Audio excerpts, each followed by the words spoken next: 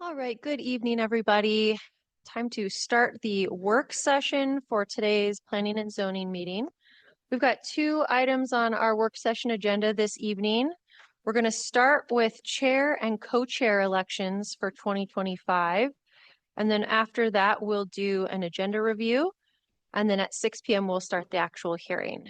So with that, I'm going to go ahead and kick it over to Chair Schaefer. Thank you, Crystal. Good evening, gang. Okay, so team, we're going to do chair, co-chair elections. We're going to take them up separately. Start with chair, of course. And as you all aware, I offered up that I'm going to step down from chair. I've been chair for a number of years now, so I think it's time for someone else to take the helm. So at this point, I'll entertain a motion for a nomination for chair. Don't all of you speak up at once.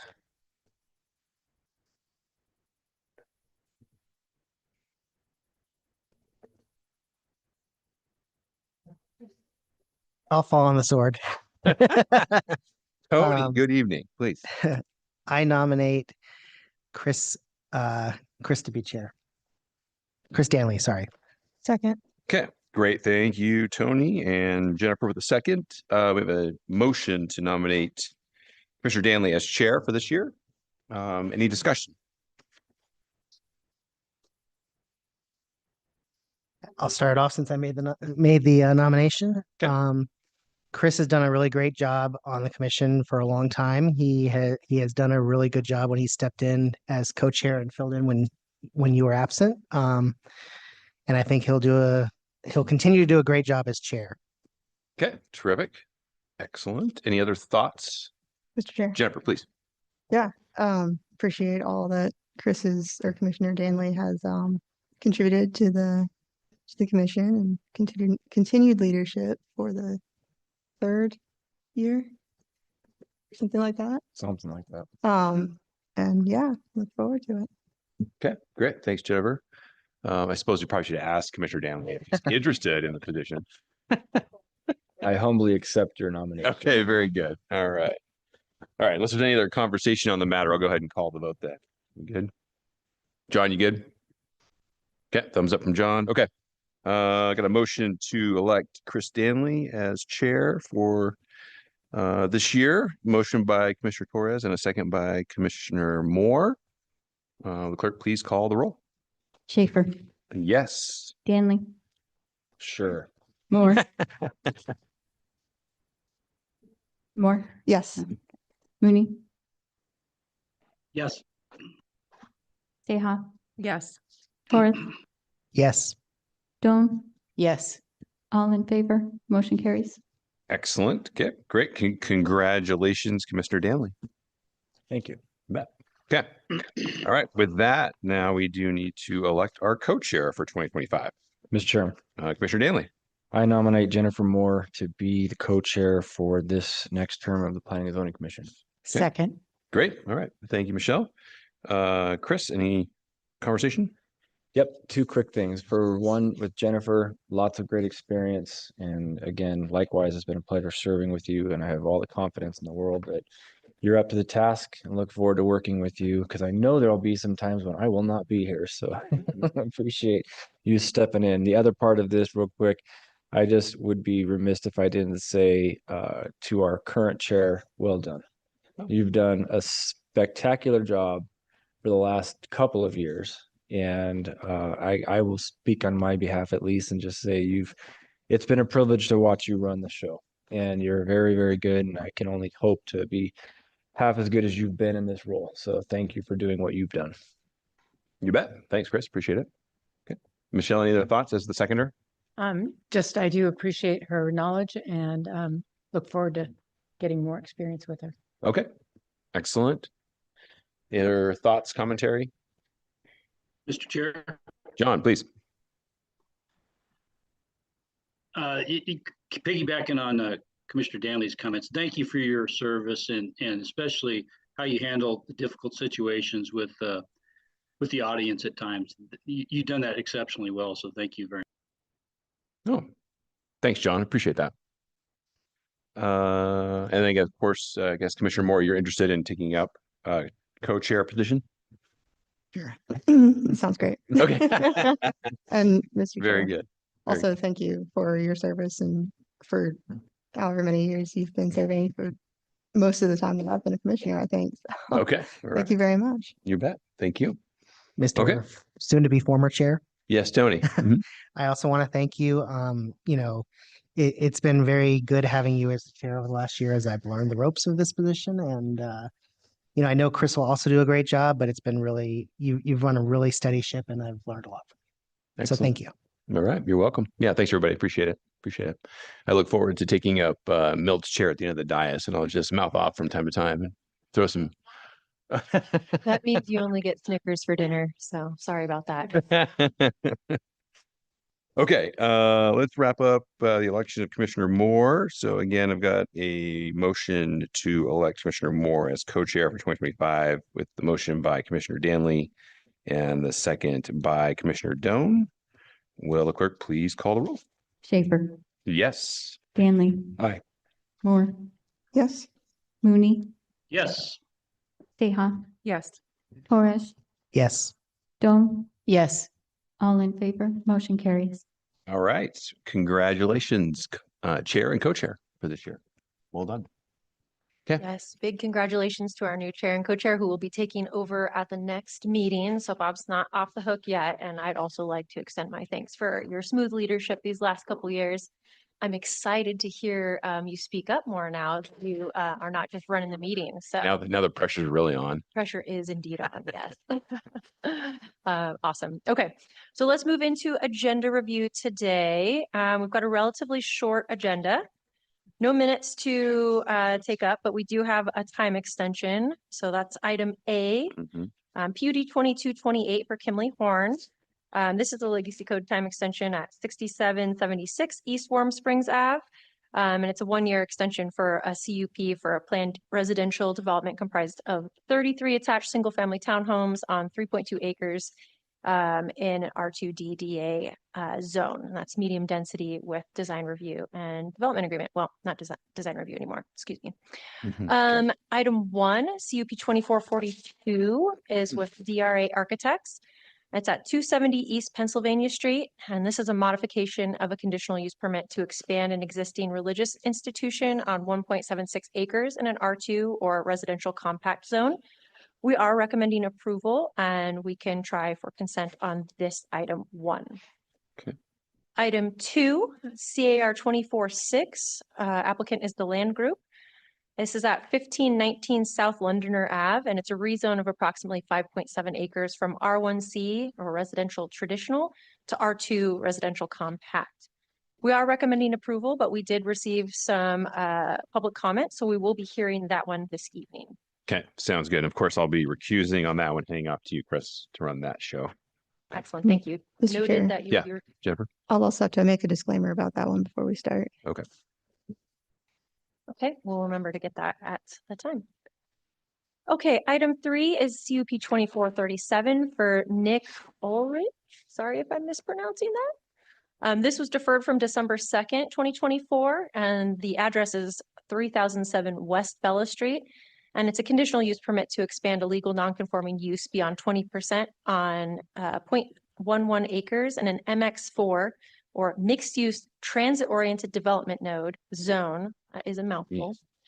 We are recommending approval, so we can try for passing this on consent. Okay. And then last but not least, item 4 is CUP 2439 for Travis Burrows. This is addressed at 1675 North Pineview Lane. And this is also a modification of a conditional use permit. However, this time to change an approved use on just under an acre in an MX3 or mixed use active zone. We're also able to try for consent on this as we are recommending approval and haven't had any opposition. So as a recap, we've got item A, 1, 3, and 4 to try for consent. And then we'll be hearing item 2 with the chair recused and a note from Commissioner Moore. Any questions on that, folks? It's pretty straightforward. Okay. Yeah. Well, great. I'll see you all in 4 minutes for the start of the hearing. Okay. Thanks, Crystal. All right, the long wait is over. Good evening and official welcome to the Boise City Planning and Zoning Commission public hearing. A few things to start out with for tonight's proceedings. Everyone from the public entering the hearing virtually has been automatically muted and cannot speak. As the item you're interested in comes up for discussion, you'll be called upon and unmuted. There is a chat function in Zoom. However, this is not part of the record and should only be used if technical difficulties arise. Our procedures for public hearings begin with a presentation from the planning team. Then we'll go to the applicant and then the representative of the Registered Neighborhood Association, followed by questions from the commission. After that, we proceed to public testimony, starting with those who are in person, then who signed up on the sign-up sheet in advance. Good. Can you guys hear me? Okay, fantastic. And then anyone else who raises their hands virtually. If you're attending through your telephone, you can type in *9 to raise your hand. And then each member of the public is allowed up to 3 minutes for testimony. We are strict with this time as it is limited in code. Finally, the applicant is allowed 5 minutes for rebuttal, after which the hearing will be closed and the commission will deliberate and render a decision. Mr. Chair, you have the floor. Thank you, Crystal. Good evening, everybody. We are citizen volunteers appointed by the mayor and approved by city council. We make final decisions on conditional use permits, variances and appeals, and recommendations to city council on subdivisions, rezones, annexations, and code or comprehensive plan amendments. Any decision made tonight may be appealed to city council, provided that the appeal is filed within 10 days of this hearing. In order to file an appeal, you must have given either written or oral testimony at tonight's meeting. That's why it's important to give your name and address when you testify tonight. We utilize a consent agenda. This means that if the applicant agrees with the staff report and if there is no public opposition, the item is placed on the consent agenda. All items that are placed on the consent agenda are approved with one motion without further public comment. For items not on the consent agenda, we will hold a full public hearing in the order just detailed a few minutes ago with staff, applicant, and neighborhood association presentations and then public testimony. Thank you all for attending tonight. Will the clerk please call the roll? Schaefer, Here. Danley, Here. Moore, Here. Mooney, Here. Seha, Here. Torres, Here. Stone, Here. all present. Great. Thank you very much. We've got a full house tonight. We do have one commissioner online, just for everyone's reference. Pretty short agenda tonight. First, we'll start with our consent agenda. We do have a few items eligible for consent. Up first is item A. This is PUD 22-28. The applicant is Kimley Horn. The project address is 6776 East Warm Springs Avenue. The project is a request for a 1-year time extension on a CUP application for a planned residential development comprised of 33 attached single-family townhomes on 3.2 acres in a proposed R2D DA zone. Again, this is just a straight time extension for 1 year. So without objection, I'm going to place item A on the consent agenda. And then moving down our agenda, the next item eligible for consent is item number 1. This is CUP 24-42. The applicant is DRA Architects. Project address is 270 East Pennsylvania Street. This is a modification of a conditional use permit to expand an existing religious institution on 1.76 acres in R2 zone. Is the applicant present tonight? Mr. Chair, they're online. Oh, they're online. Okay. Thank you, Crystal. And is that Mr. Is it Miklich? Mhm. Great. Mr. Miklich, are you in agreement with the terms and conditions of the staff report?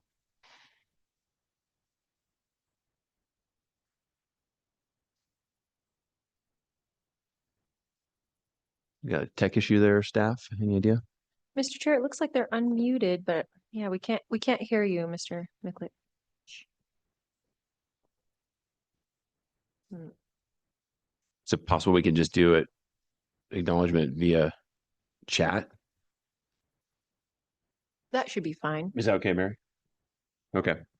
Mr. Miklich, if you can hear us, we can't hear you.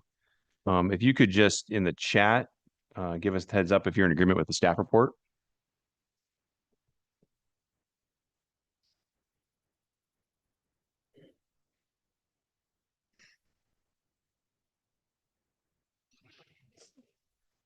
Crystal, you think we should move down the agenda and maybe you can work out with him offline? Mr. Chair, that sounds good. Okay, great. We're going to table number 1 for one moment. We'll return to that here shortly. Move down our agenda to item number 3, which is also eligible for the consent agenda. This is CUP 24-37. The applicant is Nick Ulrich. This item was deferred from our meeting on December 2nd of last year. The address is 3007 West Bella Street. Also a conditional use permit to expand a legal non-conforming use beyond 20% on 0.11 acres in an MX4 zone. And is the applicant present? Mr. Chair, they are also online. Okay. Thank you, Crystal. Mr. Ulrich, can you hear us? Yeah. Great. And are you in agreement with the terms and conditions of the staff report? Yes. Okay, great. Thank you very much. And is there anyone attending tonight hoping to testify in opposition to this item? Okay, very good. We'll go ahead and place item number 3 on the consent agenda. And then up next is item number 4, CUP 24-39. The applicant is Travis Burrows. The address is 1675 North Pineview Lane. A modification of a conditional use permit to change an approved use on 0.96 acres in an MX3 zone. And is the applicant present? Great. Mr. Burrows, are you in agreement with the staff report? Great. Let the record show that the applicant is present and in agreement with the staff report. And is there anyone hoping to testify in opposition to this item? Okay, very good. We'll go. Got a hand up online, staff. I got Miss Scott. Looks like. She can speak. Miss Scott, are you hoping to testify against item number 4?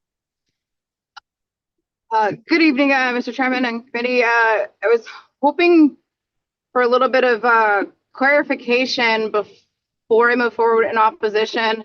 I'm representing Idaho Self Storage, the property owners adjacent to this development.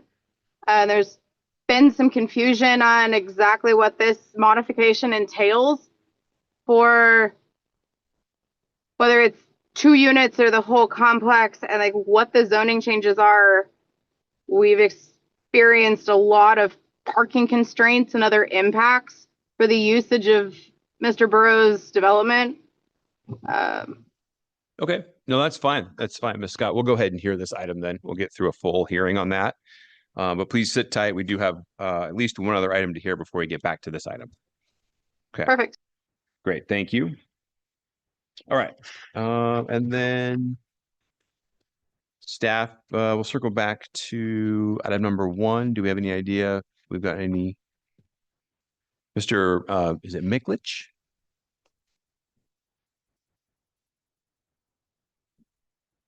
Mr. Chair, staff had emailed Mr. Miklich the staff report and said to email back if there was any questions or concerns, and we hadn't heard back, but it's discretion on. Okay. Well, in past cases like this, we've just defaulted to the fact they agree with the staff report. So we'll go ahead and place item 1 on consent and go from there. If that works. Okay. Just real quick for the audience, back on number 1, CUP 24-42. DRA Architects is the applicant. That's the project at 27 East Pennsylvania Street. Is there anyone hoping to testify in opposition to this item tonight?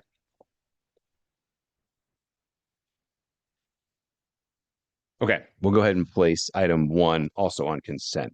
So at this point, I'll entertain a motion regarding the consent agenda. Mr. Chairman, Commissioner Danley. I make a motion that we approve the consent agenda consisting of the following items. Item A, a time extension a PUD located at 6776 East Warm Springs Avenue. Item number A, CUP 24-42, a modification to a CUP located at 270 East Pennsylvania Street. And item number 3, CUP 24-37, a conditional use permit as well located at 3007 West Bella Street with their respective terms and conditions in their staff reports. Very good. And just a point of clarification, I think it was item number 1 is CUP 24-42. Oh, sorry, did I misstate that? Sorry. You're good. All good. Second. Great. Thank you, Commissioner Moore. Got a motion to approve consent by Commissioner Danley with a second by Commissioner Moore. Any further discussion? Okay, we'll go ahead and call the roll, please. Schaefer, Yes. Danley, Aye. Moore, Yes. Mooney, Yes. Seha, Yeah. Torres, Yes. Dong, Do you want to skip? Yes. ahead of it? all in favor, motion carries.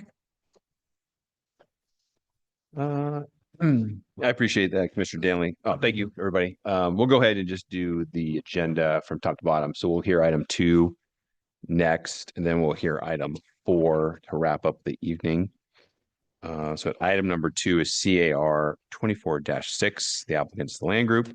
I will be recusing myself from this application as I'm a partner in the land group. And I will be handing off chair duties to Commissioner Danley for this item.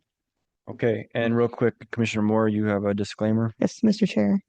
So I just want to make a disclaimer on the record before we begin that I own a couple of properties that more or less sandwich this lot. So I'm really familiar with this lot and this property. I have no vested interest in the lot or the property, and I have no additional information outside of what's in this application that I feel would influence my decision based on the application. Great. Okay, thank you. Staff, Mr. Dennis, take it away.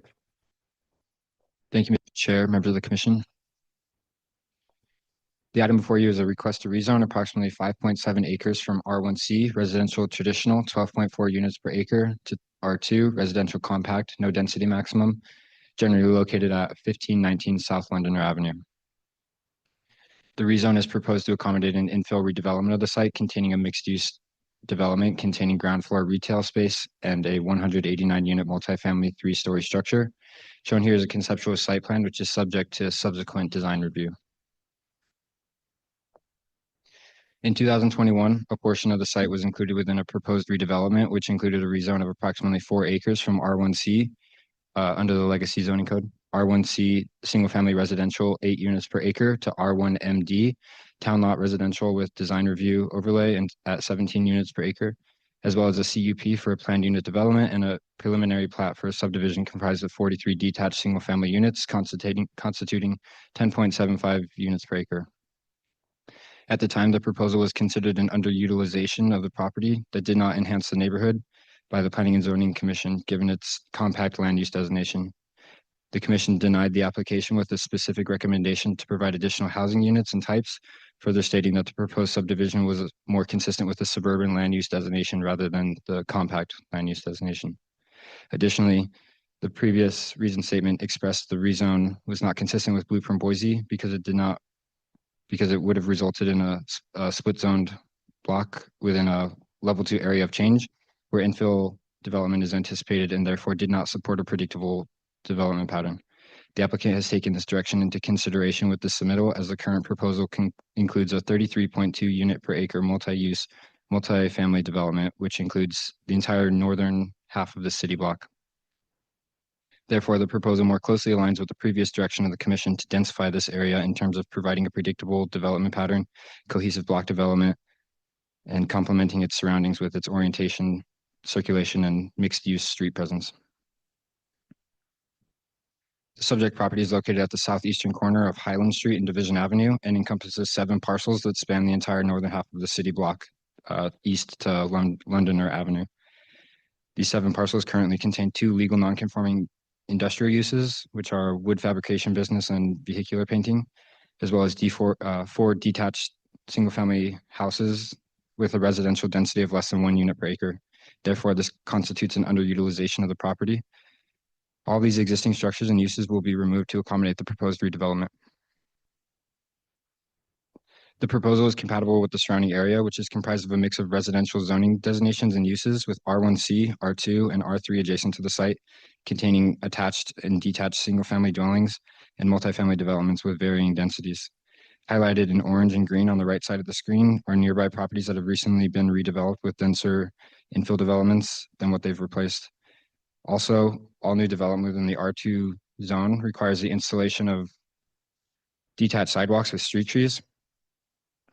As such, the proposal will enhance the mobility network in the area by complying with these required street improvements and will be subject to neighborhood transition standards during the subsequent design review application, which will limit building height and parking lot locations adjacent to the single-family dwellings zoned R1C to the south, further ensuring compatibility with the surrounding area. The site is designated as a compact land use, which allows the R2 zone. It's within the Broadway and Boise Community Activity Center and is identified as a level 2 area of change, meaning some infill and redevelopment isn't expected in this area. As the property is considered an underutilization of the site, it's surrounded by a mix of higher density residential developments, is located within a community activity center, and has adequate access to alternative modes of transportation. This location is appropriate for densification through mixed-use infill redevelopment. The subject property is located within close proximity to alternative modes of transportation. It is adjacent to 2 collector roadways with bikeways, Highland Street and Division Avenue, and is within 1/2 mile of 3 arterial roadways that contain bikeways and/or bus routes. These are Broadway Avenue, Boise Avenue, and Park Center Boulevard.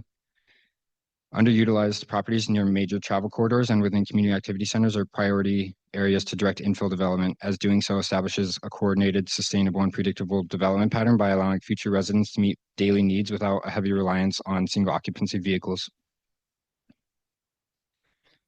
The findings for approval for rezones are summarized on your screen. As described within the project report, the proposal meets all of these required findings. Public comments were received during the review of the proposal, which expressed concerns regarding the following topics.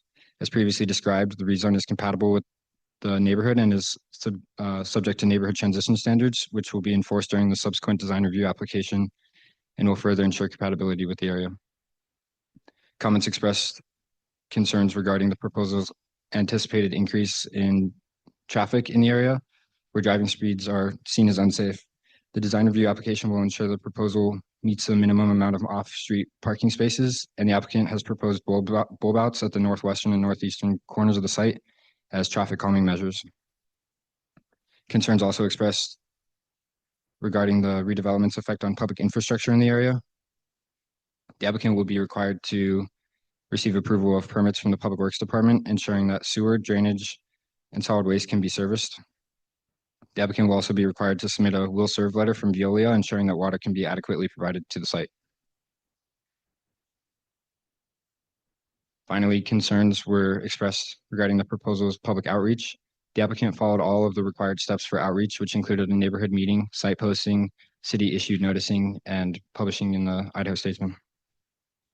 In conclusion, the planning team recommends approval of the rezone, and I will stand for any questions. Thank you, Mr. Dennis. We'll next hear from the applicant. The land group is Ella Passy, I think, or whomever. And also as a reminder, if you can, just state your name and address for the record before you begin. Thanks.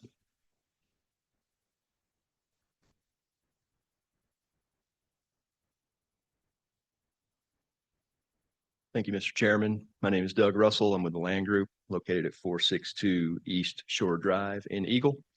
And I am representing the owner this evening with this design project. And staff had a slideshow for me. It looks like we've got it. Excellent.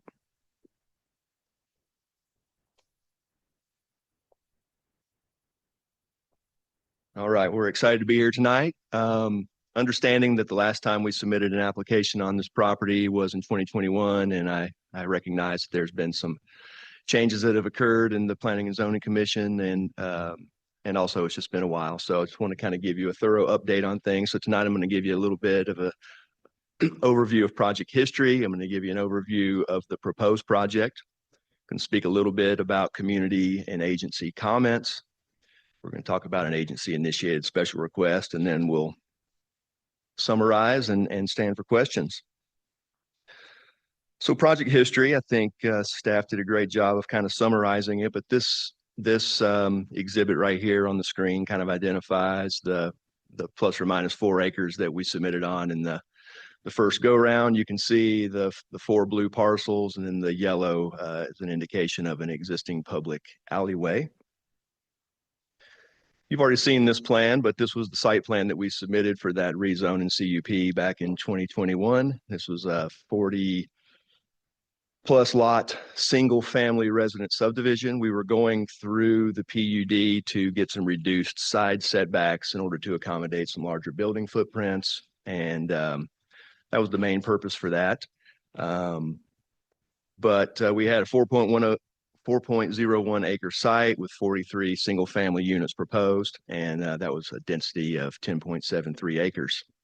When we came to the planning and zoning hearing process, it was interesting. We did have general approval and recommendation of approval from staff, but when we got into the hearing and went through our presentation, we really received some feedback from staff. I'm not sorry, not staff, but the Planning and Zoning Commission, indicating that the density that we were proposing seemed not as adequate as it should be for this level 2 infill area. There were several comments from P&Z, at least one comment from a local neighbor, and the reason for decision that came back from staff, indicated that they wanted us to pursue higher density on this infill parcel.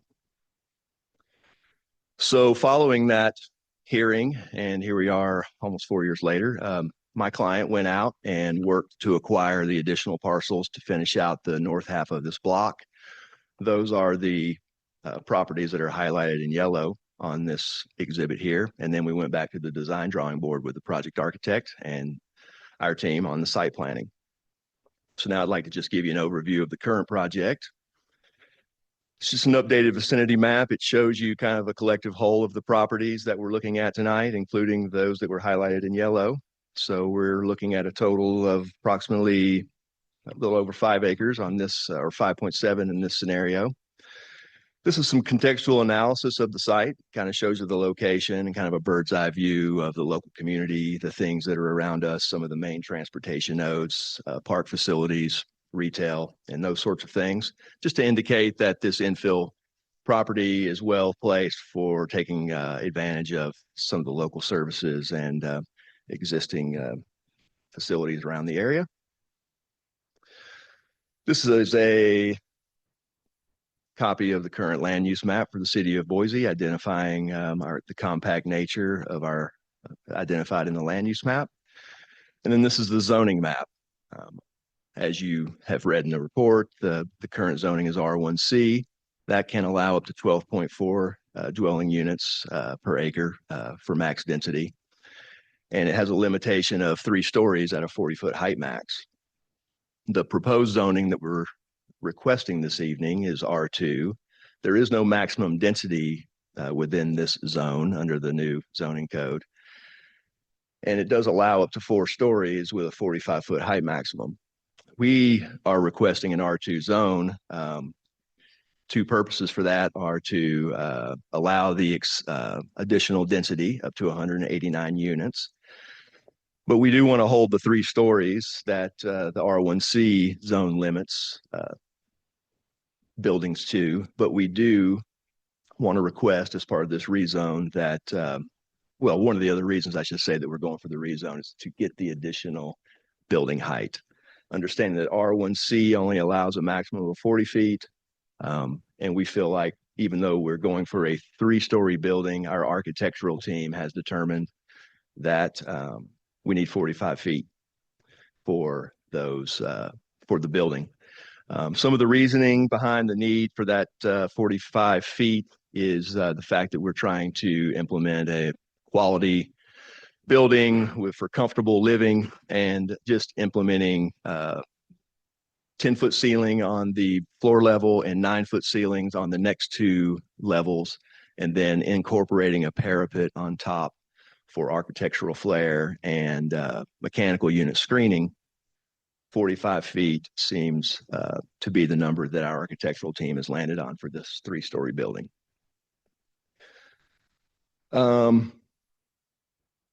Let's see here.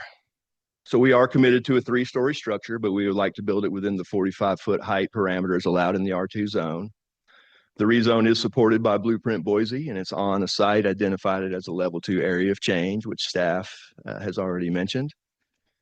Blueprint Boise does encourage the densifying of areas that are within activity centers and along major travel corridors, providing housing opportunities and access to alternative methods of travel. We're providing quality infill development on a site that currently contains legal non-conforming uses and a residential density of less than 1 dwelling unit per acre. We know that if approved, this project will definitely contribute to help alleviate, if only a little bit, to some of Boise's current housing crisis. And as mentioned, this project is providing housing opportunities adjacent to enhanced pedestrian amenities, which provide access to those alternative travel corridors that are within our zone. This is just another exhibit that's kind of showing our project location, and the little icons are just kind of giving you an idea of single family residential development versus multifamily residential development that surrounds us in the area. Thought you might be interested in that. And then this is a copy of, or I should say a picture of our updated site plan. As you can see, it consists of 2 multifamily buildings, one on the northwest corner and one on the northeast corner. Those buildings are proposed as 3 stories at 45 feet in height or less. We have a retail unit on the bottom floor of the northwestern building, and then we have our leasing facility and some gym amenities in the building on the northeast corner. Additionally, we have what we're referring to as urban flats along the south property line on the western half. These are 4 units, and this is a different building type than the multifamily. These buildings are limited to 2-story in height, as they are just kind of a lower density type building and closer to the residences to the south. Additionally, in regards to amenities, currently we're proposing a pool for this facility and some outdoor garden patios. We fully recognize that we have some hoops to jump through with design review to refine and further move along those design concepts, but we are committed to those as part of this design. I think it's also mentioning that we're going to be heavily improving the street frontages along Highland Street and along Division Avenue and Londoner, adjacent to our street frontage. Most significantly will be Highland Street, where we're implementing a 10-foot sidewalk. I believe it's an 8-foot parking strip, and then setbacks to our building. Again, project site data, 5.7 acres, 189 proposed units. It covers approximately 80,000 square feet of the site with building footprint. Approximately 34% of the site is dedicated to parking. We have 232 stalls on the project right now. We're providing 250 bike stalls, 230 of which are to be secured and covered. We're providing up to 30% of the site in landscaping. And then I've mentioned the amenities such as pool, gym, patio gardens, and then the retail commercial center.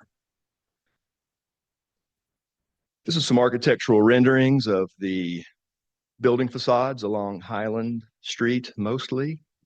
Top left corner is looking southeast across Highland Street to the front facade there. In the middle of the photo, roughly, you can see the vehicle entry to our project. But yeah, some really good architectural styles, proposing definitely a mix of various materials and undulation to really kind of give some character to the street. Time. Okay, I'll wrap up here real quick. Community agency and comments. I just want to note that with the community, the majority of comments that we received were in regards to fencing along our south boundary. And providing separation and making sure those weren't 3-story buildings. We also received an excessive amount of comments on traffic. That was by far the biggest comment that we received. This is a chart that you can take a harder look at later, but it talks a little bit about the total mentions of topics that we received as we were going through the letters. This talks about bulb outs that we are providing for traffic calming along Highland Street. ACHD did mention in their report that they may prefer us to not bulb out into Highland Street for the purpose of implementing a bike lane. We are okay with that recommendation, but we would like to make sure that the city is okay with it as well and make sure that we get that sorted out with ACHD. I would like to mention that along the Highland Street frontage, we're saving 3 very mature ponderosa pines that was recommended by City Forestry. So we do have a little bit of a diversion of the detached sidewalk just for the sole purpose of saving those trees. And in closing summary, we feel like this project is much in tune with Boise, Blueprint Boise. It meets the conditions of the new code. And we feel like that this is going to be a big improvement for a level 2 infill property within this area. And with that, I would close and stand for questions. I apologize for going over with my time. Great. Thank you, Mr. Russell. Hold tight. We're going to go to the Neighborhood Association. Eric Berg is online and the representative for Stina. Also for everybody else in the crowd, we have the discretion to go to 20 minutes for the applicant, as long as the Neighborhood Association gets equal time. So Eric, in the interest of that, with the applicant going to basically 12 minutes, should you need 12 minutes, it's provided to you.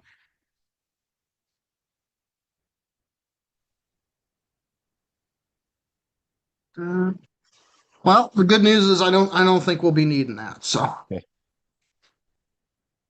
All right, commissioners, Eric Berg, 1301 South Grant Ave, Boise, Idaho.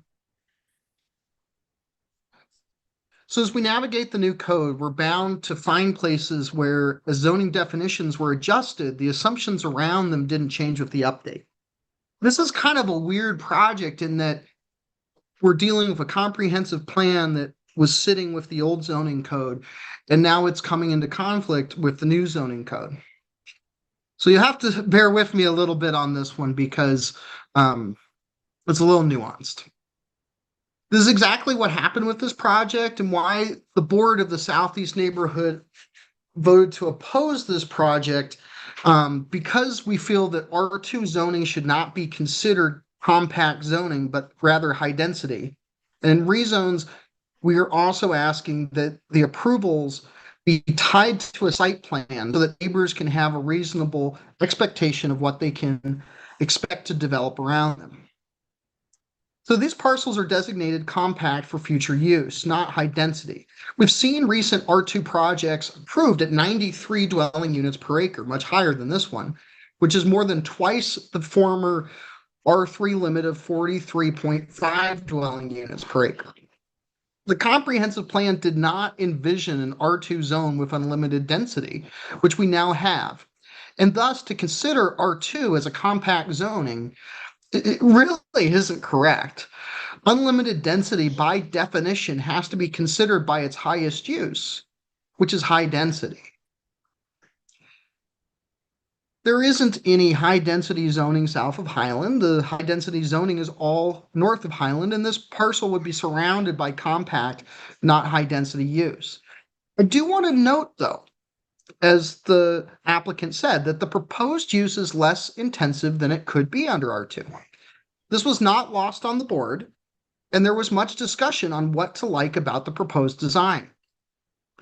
The predicament we have, however, is that because a design is not inherently tied to a site plan unless conditions of approval are put in, a neighbor could reasonably look at this site plan and scale of the building and find it perfectly acceptable to their expectations and therefore be more supportive. However, with nothing tying the rezone to a project, there is the possibility that the actual development through the selling of property or whatever could be much different. A development that's at 40 units per acre is quite a bit different than at 93. And so what we're asking is that you make a condition of the approval that the proposed size, scale, and site plan be adhered to for an approved project, or require any radically different proposal to go to planning and zoning for a public hearing and not just an administrative approval. We understand that part of this argument isn't quite directed at this particular project, but we feel that this issue of the R2 zone being considered a compact zone, the same as an R1 zone, is something that we really need to look at in the code, because it doesn't seem to square the circle to consider it a compact zone anymore when it can be in a position where there's unlimited density in an R2 zone. Additionally, we really appreciate the proposed bulb outs on each end of the project and suggest as a condition of approval that there may be a bulb out for the central entrance on Highland as well. We understand that for ACHD, that might be an issue with bike lanes. However, there will likely be foot traffic across Highland at this location, and with the car traffic of the central entrance, safety would be enhanced through these features. We also ask that it be noted that traffic calming through speed bumps or other such uses may be necessary. And we request that be looked at the edges of the property to help prevent accidents at the main entrances on each side and on Highland. We know that combining our experience with the old code and the new code is going to be tricky. However, it's vital that the code gives neighbors a realistic expectation of what they can anticipate.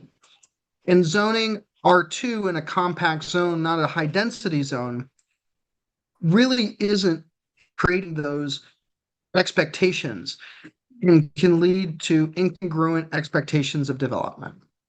I'm open to any questions. Thank you. Thank you, Mr. Berg. Okay, we're gonna now open this up to questions from the commission before we go into public testimony. So who's got questions? Mr. Chairman, I think that's Commissioner Torres. it is, yeah. I have a question for the applicant. So you mentioned at the very end, you were mentioning how this will help contribute to alleviating the housing crisis in Boise. I try to ask every applicant, I occasionally forget, but I always try to ask about affordability. Are any of these units designated to be affordable at lower area median income percentages? Are they just going to be market rate? Can you kind of address that a little bit? Commissioner Torres, good question. Thank you for that. Members of the commission. What I can tell you that my discussions with the client up to this point have included is the fact that we have not done anything to meet the, code requirements to be put in that category of affordable housing. We looked at those formulas pretty heavy, even since back in 2021, and my client has never been able to bring himself to commit to that just based on certain project performance. So no, these are going to be market rate, all of the units. We looked at that hard, but ultimately made the decision to make them all market rate. Follow up, Mr. Chairman? Go ahead. Along those lines, and I know there's a lot of factors that go into this, but to the best of your ability, do you know roughly what we're looking at price-wise for these units? Commissioner Torres, members of the commission, I do not have an answer to that. Real estate market is not my area of expertise, unfortunately. I could go do a study and probably come back with some local rent prices, but my guess is they're subject to change by the time construction is finished. Thank you. Mr. Chairman, one last question. Then Go I'll for let it. someone else Yep. ask a question. My next question is for staff. Can you address the concerns that I think were in the late correspondence about water pressure? I think it might have also been in the original packet as well. Commissioner Torres, members of the council. Obviously, as you know, Veolia is the entity that operates the water within the city of Boise. So a submittal requirement for the design review application will require the applicant to provide a will serve letter or receive a will serve letter from Veolia, which will confirm that water can be serviced.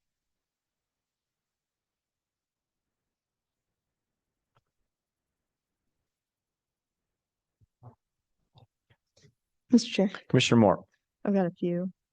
go for it. So Just keep hitting them. this is for our staff. So my understanding of the transition standards is essentially you can't be more than 1 story taller than your adjacent single family detached use. Is that correct? Commissioner Moore, members of the council or commission, that's correct. And then Mr. Chair. Keep going.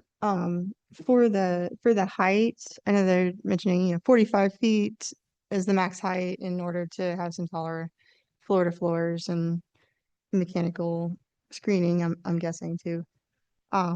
is that for a building with a parapet, 45 feet, that's to the top of the parapet, correct? Commissioner Moore, that's correct, yes. And then for a building, because I know that we've got some imagery with parapets, but that's not, it's still to be determined in design review, so it could change. So if it's got a no parapet and a sloped roof, is that still to the midline or is that to the peak? Commissioner Moore, the maximum height is to the absolute peak. Okay, It's no longer measured to the midline. okay. And then, Mr. Chair, a few more. So, I know ACH or the city would like traffic calming. I think the neighbors would like traffic calming.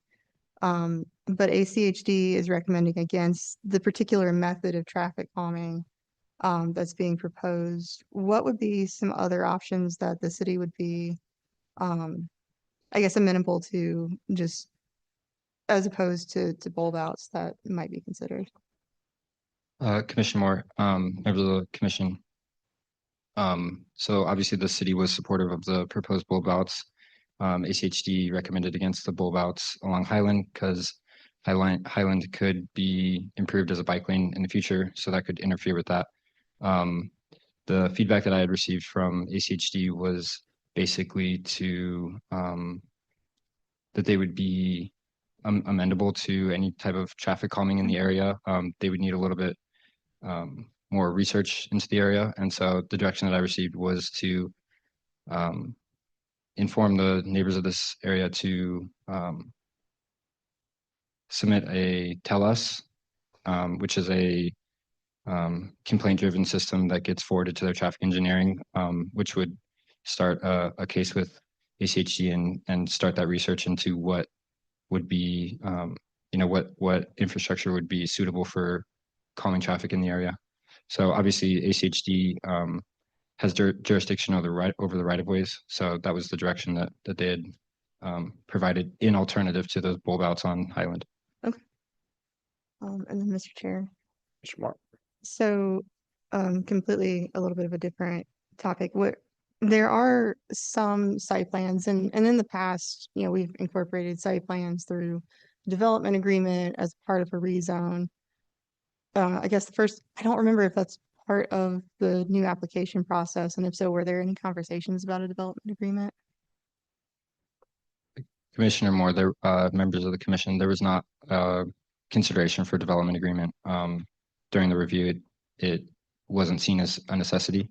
And then that subsequent design review application will hopefully alleviate some of these concerns that have been expressed. Mr. Chair. Mr. Moore. Is that a design review commission level hearing? Commissioner Moore, members of the commission, it is a design review or design review commission level hearing. Okay. Thank you. I'll let somebody else have a chance. Mr. Chair. Commissioner Mooney. I've got a question for the applicant first. I got a few questions. And my question's about the alley vacation for the applicant. Would your project go smoother if the city supported the alley vacation? Mr. Chairman, commissioners, our intention currently is to not vacate the alley. The city was pretty clear to us in our kind of first go round that they didn't prefer that. And this time they told us straight up that they did not want us to vacate it. And so we didn't even mention it. And so the way things are going to work, should this project be approved, is that that will still remain right of way. We will have to enter into a license agreement for the improvements that we implement within that right of way. ACHD is generally okay with that approach, and I believe city staff was as well. One of the key reasons that the right of way is not being vacated is because the properties to the south, the alley right of way continues to the south for the rest of the width of the block, and it goes in between a couple of residential homes to our south. And there's some encroachments over there. And there's just a lot of things that would have to be remedied if we were going to vacate the right of way. And ACHD does not allow partial right of way vacations. So in this case, to kind of keep all parties happy, to kind of maintain the existing conditions for the homeowners to the south. We are going to basically develop the right of way, generally as proposed. That's where our roadway comes in, by the way. So there's no buildings over it or anything like that. And then we'll have a license agreement with ACHD. And then the right of way will be intact for in perpetuity. And then if something ever happened with redevelopment on the south half of the block and the city determined that they wanted to do something with that alley, then it will be there. Great. Thank you, Mr. Chair. We got a follow-on question for staff. Matt, so on the EV parking and EV capable, this application shows EV ready is code required. Just for general knowledge, when does it trip to EV installed for a large project like this? When would we see EV installed requirements? Commissioner Mooney, members of the commission, obviously the electronic vehicle charging is part of the design review application. So that's not my area of expertise as when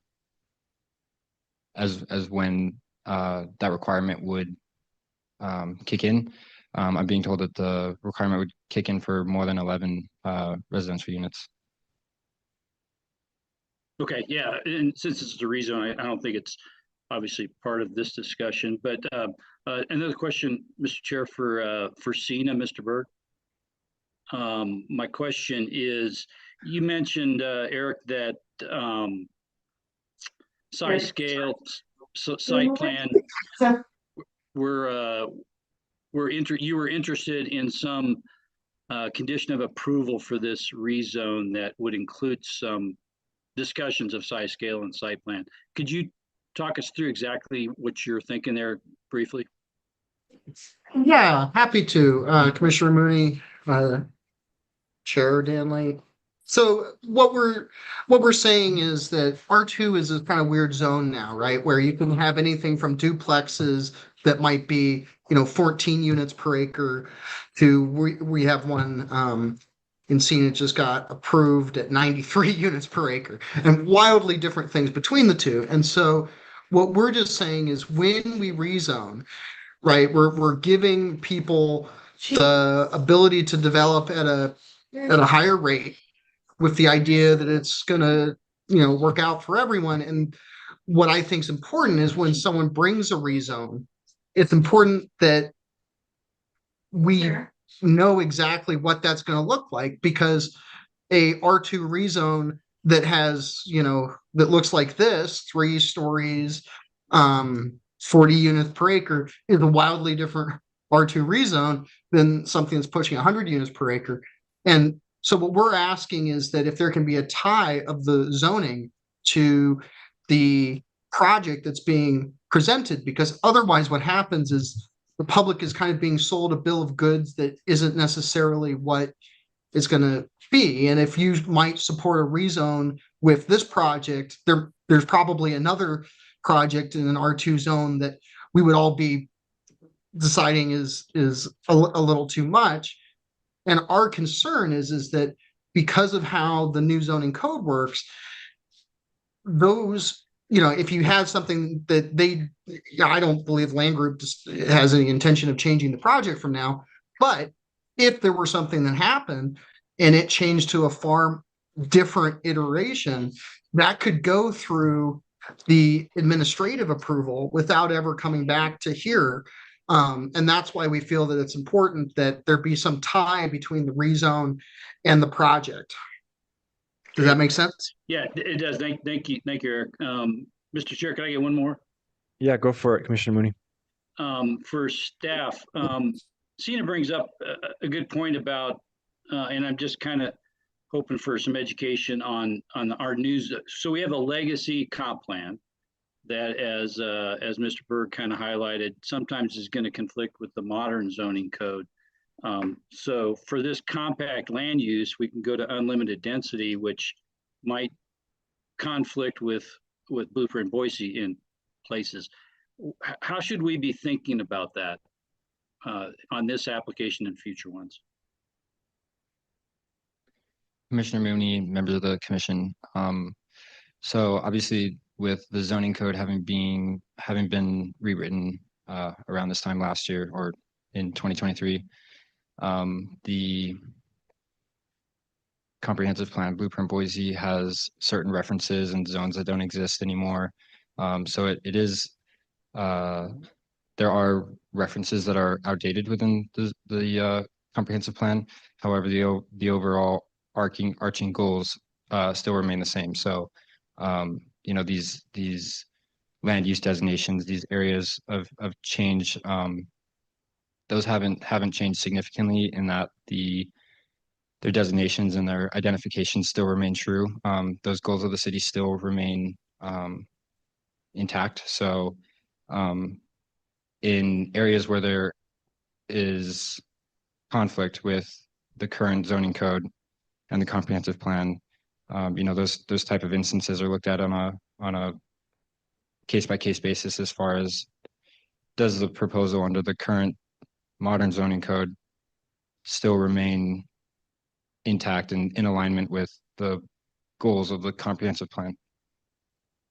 Okay, I get one last, I'm sorry, Mr. Chair, one last question. So regarding that, so compact allows unlimited density. So help me understand, why isn't that not urban then? Is it, or am I missing something? I'm sorry, Mr. Mooney, could you repeat the question?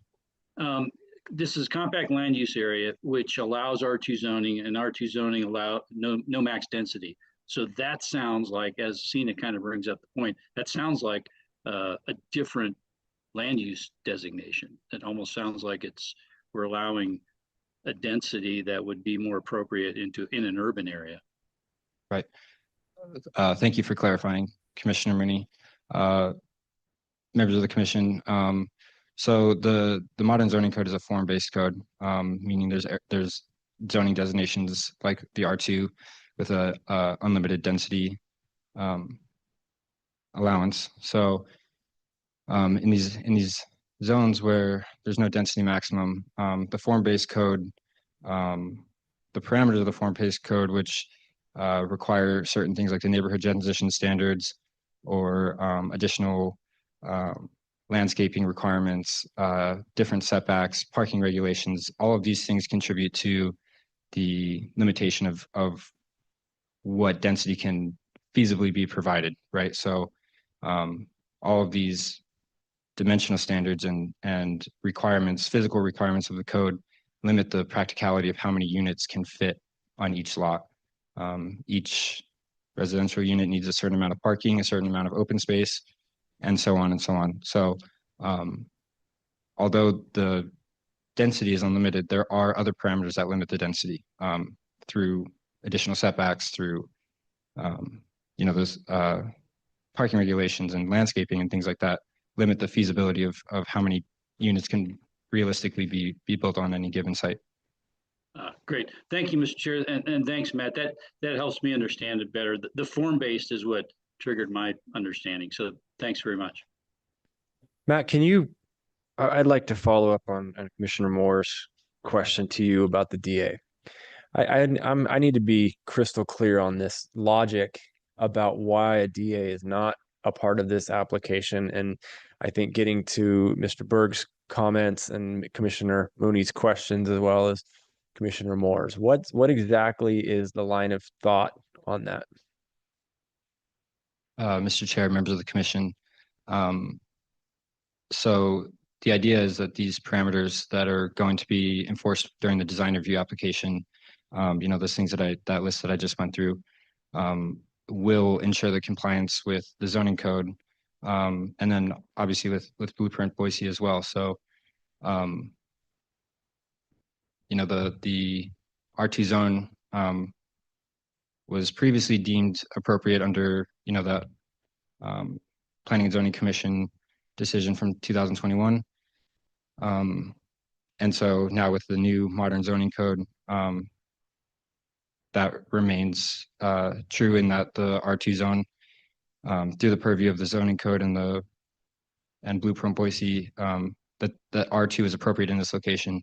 and that a development agreement would not be required since the design review application will further ensure that compliance and the compatibility with the surrounding neighborhood.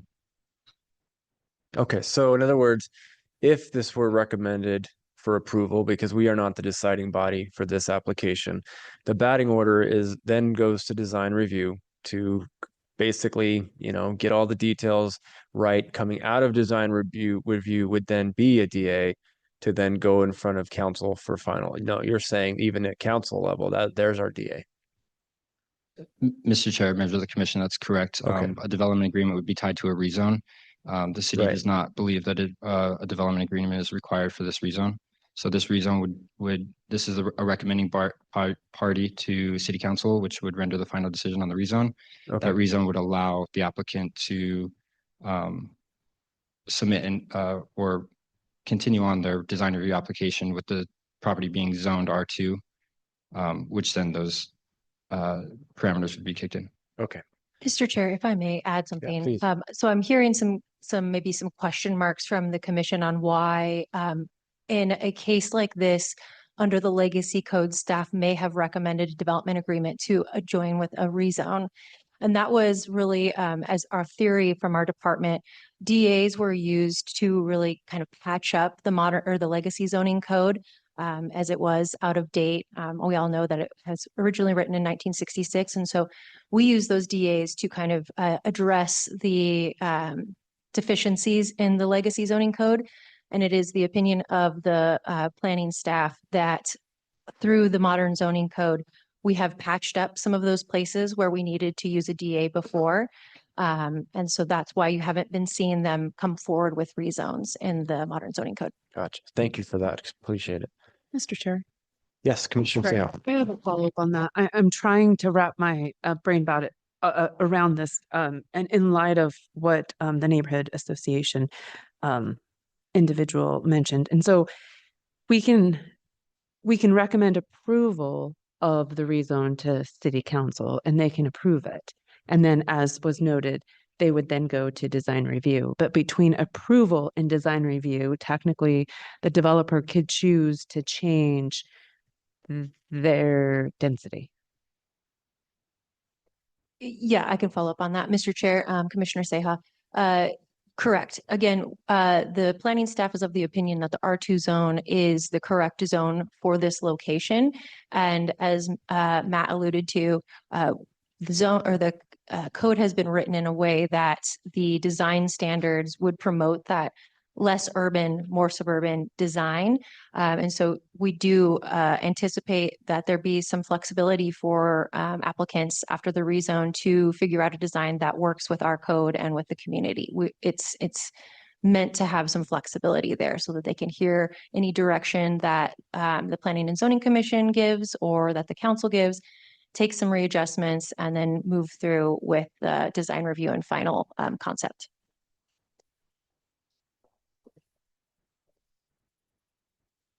Any questions?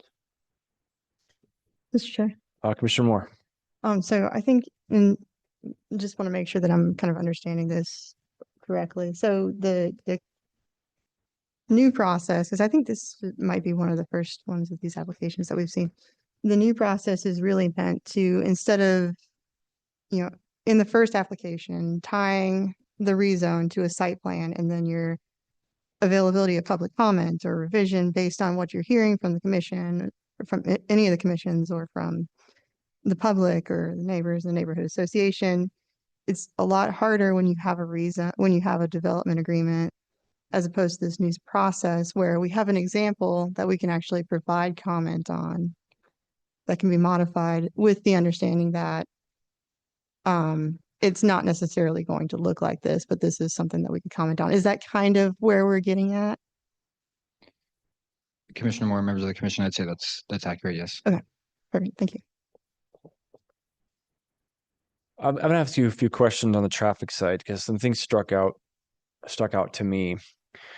First of all, what really stuck out was that the traffic numbers that were put out to us from ACHD showed a trip generation of 7 trips per unit, I can't tell you how monumental that is, because for the last 50 years, it's been 10 trips. Now this is saying 7.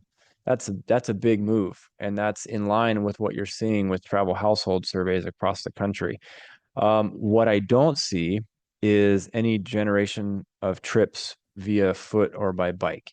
And I'm wondering if we can speak to that. Has ACHD at all required that, or come up with their own generation numbers to further refine exactly what we're expecting out of these types of applications? Mr. Chair, members of the commission, not from what I've seen. I haven't seen alternative modes of transportation, whether that be walking, biking, transit, be incorporated into the agency comments or the comments that ACHD provides. Okay. And with respect to the bulb outs, our position is we would prefer to, well, there's different things I read in the staff report, but I think it sounded as though we landed on that essentially the bulb outs that are suggested for Highland be left out, but be up for negotiation with ACHD, and the other curb extensions be maintained.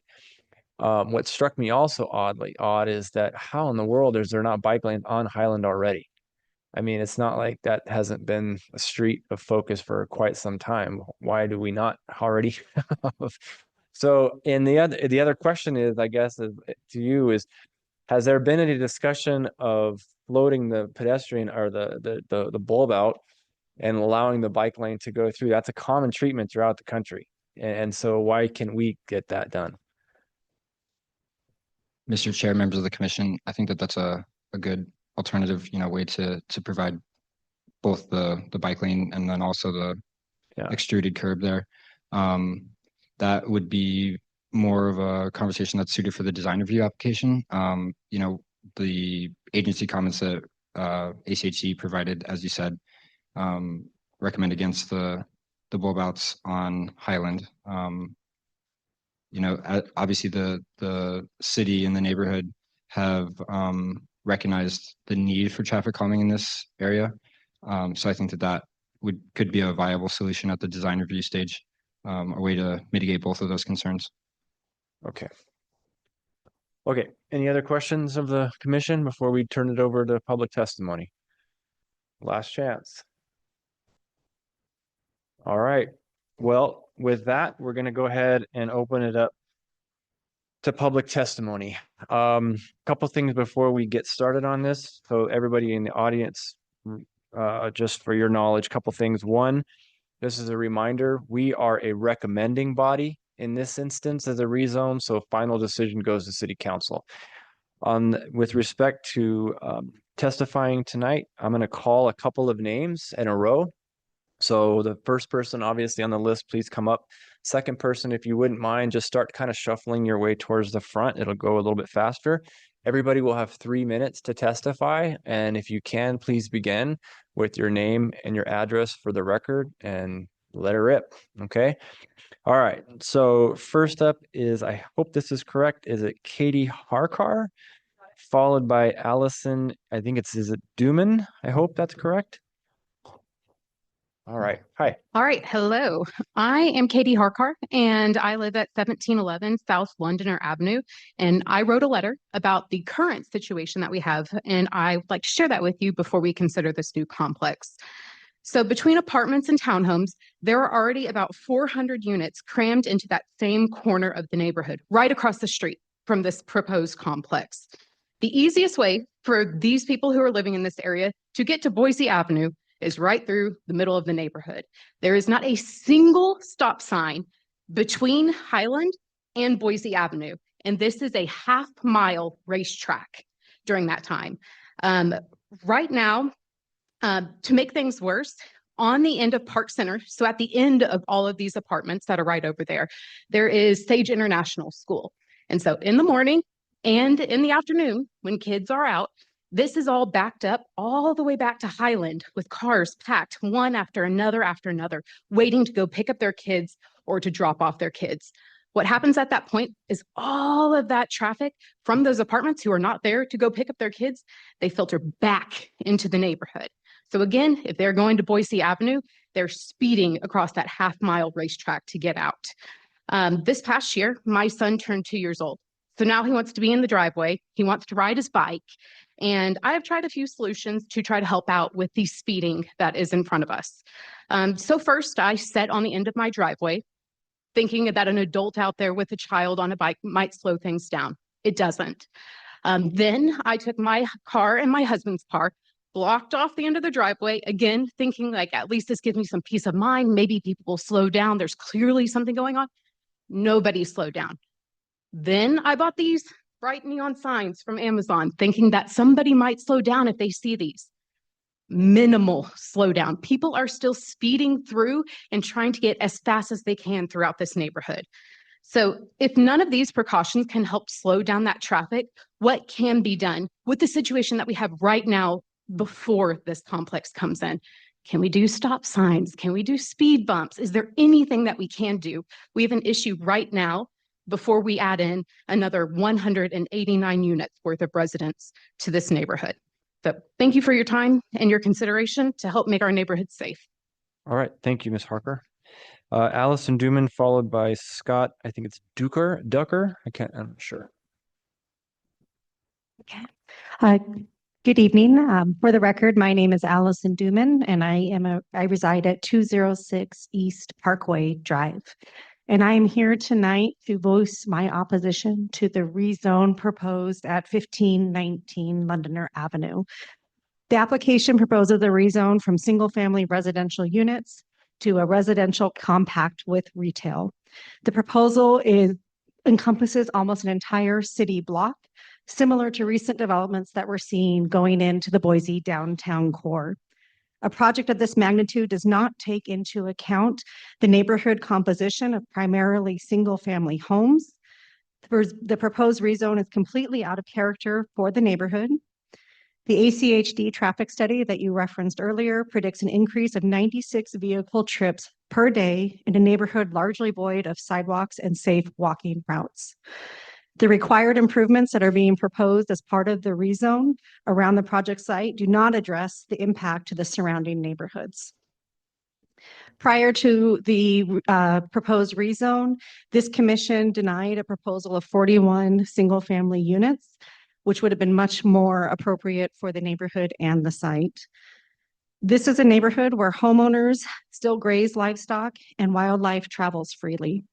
It is the duty of this commission to respect the fiber and community of our neighborhood when considering a project of this magnitude. Just because a development is allowed or checks all the boxes does not mean that it should be approved or that it is an appropriate use. I encourage you to vote no on the proposed rezone. Thank you. Great, thank you, Ms. Duman. Scott, followed by Josh Bollinger. Hi, my name is Scott Dukar and I live at 1614 South Division Avenue.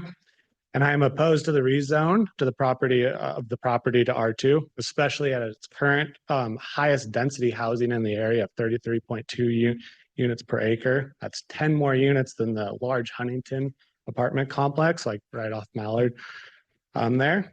And so since living on Division Avenue for the last 4 years, traffic has become very dangerous with no speed bumps and no stop signs, as others have said.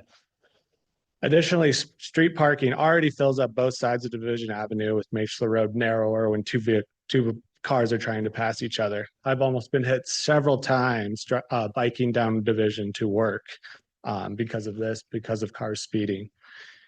And then also this 3-story unit at 45 feet high will really tower over all the other units and being able to look into people's backyards and houses over there. And then finally, there are new apartment complexes on Division just down the street from this one on Broadway being built, and then at Boise at Geckler, as well as all the ones downtown. There's a lot of vacancies already available in all of these apartment complexes, which speaks to how the not needing of additional apartment units in the area. However, we do need affordable single family and townhomes for people to live near downtown, and that's why I live in the neighborhood. I urge the committee to keep the property zoned R1C and to not create more traffic problems in the neighborhood. The property should be used as an opportunity to add much needed inventory to the housing market to provide housing for people to live near downtown, not more luxury apartments. Thank you. Thank you very much. Appreciate it. Josh Bollinger, followed by, I think it's Charlene Green.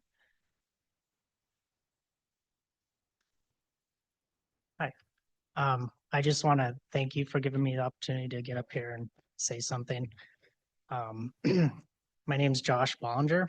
I live within the vicinity in a residential house that I bought about 10 years ago. Can you provide an address of some sort? 506 Thank you. West William Street. Perfect. So when I moved there, I was under the understanding, as well as all my neighbors, that we have a way of life, single family dwellings. Since then, I feel like we've just been encroached on more and more. Hence, Division Street has been, it's created a lot more traffic. I was kind of hoping with some of the other buildings that they did, like the apartment complex at the corner of Division and Beacon, that they would improve the roadway, but they have not. I drive down Division every day and I have to pull over to let other people pass. Like, it's not a two-way street like it used to be. I just worry, as well as everybody else I talk to, that's just going to get worse with the increased traffic in this high density unit that is proposed to be built. And so I would just like to know if there be any improvements there and our way of life as a single family dwelling unit. Thank you. Thank you very much. Okay, Charlene Green, followed by Barbara Robinson. You can just Well, pull good that down. evening. Hi. This is for the short girl. My name is Charlene Green. I live at 1700 South Londoner Avenue. I have been in the neighborhood for 9 years, and I moved from the East End to the current location. I think my neighbors and friends have already identified some of the issues that are critical to all of us. We certainly got together and discussed this as a local community, but I think one of my observations is asking you to respect some of the things, the comments that are made by the neighbors, because the process feels like there's lots of details about the development, but the people who are really impacted by it are us. And it's not only the traffic and the safety, and we have deer living in our neighborhood. I would wonder if any of you, some of whom I know live in the East and North End, would want a 4-story building looking down on you. So just out of respect for us, think about what it would be like if you had to deal with it. Now, the other thing is just the importance of community. We understand that affordable housing is important and it's a priority. And we're a compliant neighborhood. We were all very well behaved during COVID. We take our garbage cans in. We socialize together. We care about each other. We look after each other's animals. And community it's a big issue in Boise. The mayor talks about it. Everybody else talks about it. But community is also about shared values and about cooperation. And it doesn't seem like early on in the process, there's really an opportunity for those in the neighborhood to really think about what it's like to have 4 stories looking down on you. So and we understand that this will go ahead, and obviously planning and zoning, your staff have already approved it, but we would ask that you at least consider the height level and sticking with more of a traditional zoning application. And a final comment, which I did not write down, is I am stunned at the evidence because of the desire for affordable housing that no one really knows that this is going to be affordable housing. Market price is really not affordable. So for a lot of people. So I'm just adding this comment. I find it a bit astonishing, but anyway, I hope that you will consider traditional zoning for the sake and respect of our little neighborhood community. Thank you. Thank you, Ms. Green. Okay, Barbara Robinson, followed by Nicholas Hawkins. Hi. Barbara Robinson. I live at 1580, or I'm sorry, I used to live at 1630 South Londoner Avenue. This proposed complex will be bordered by Londoner Avenue, as you know, Highland and Division. These are all streets with 20 to 25-mile-an-hour speed limits. I've lived on Londoner Avenue since 1979. Probably you guys weren't even born, but it's a short 3-block street that has seen enormous increase in the traffic in the past few years. Several neighbors have requested traffic studies and speed bumps, and because the drivers consistently exceed 25 miles an hour, as everyone here has already told you. Because of the density and shortage of parking spots for this proposed development, there will be much more parking on the streets, resulting in congestion as well as increased traffic down streets that simply are not intended as major thoroughfares. On the south side of Highland Street, there are 1-story homes. That's where I live. On the north side, there are 1- and 2-story homes. The new Sequoia development, which is being currently built on the corner of Highland and Londoner, has 14 2-story units. And although dense, it at least fits in with the neighborhood. I have looked around at where the new multi-unit apartments are being built, and they're all on main streets. The Mill is on Park Center. The Plaza is on Orchard. Other new apartments are being built on Federal Way, Fairview, and State Street. I have found nothing on this scale in a residential neighborhood such as ours.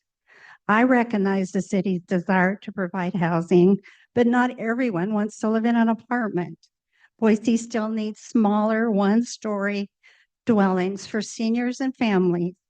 I would respectfully request that you deny this rezone request because it is simply not compatible with our neighborhood.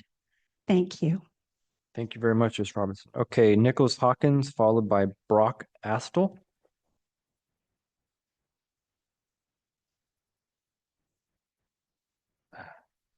Good evening, Mr. Chair. Nicholas Hawkins, 512 West House Street. My property borders just south of the proposed development.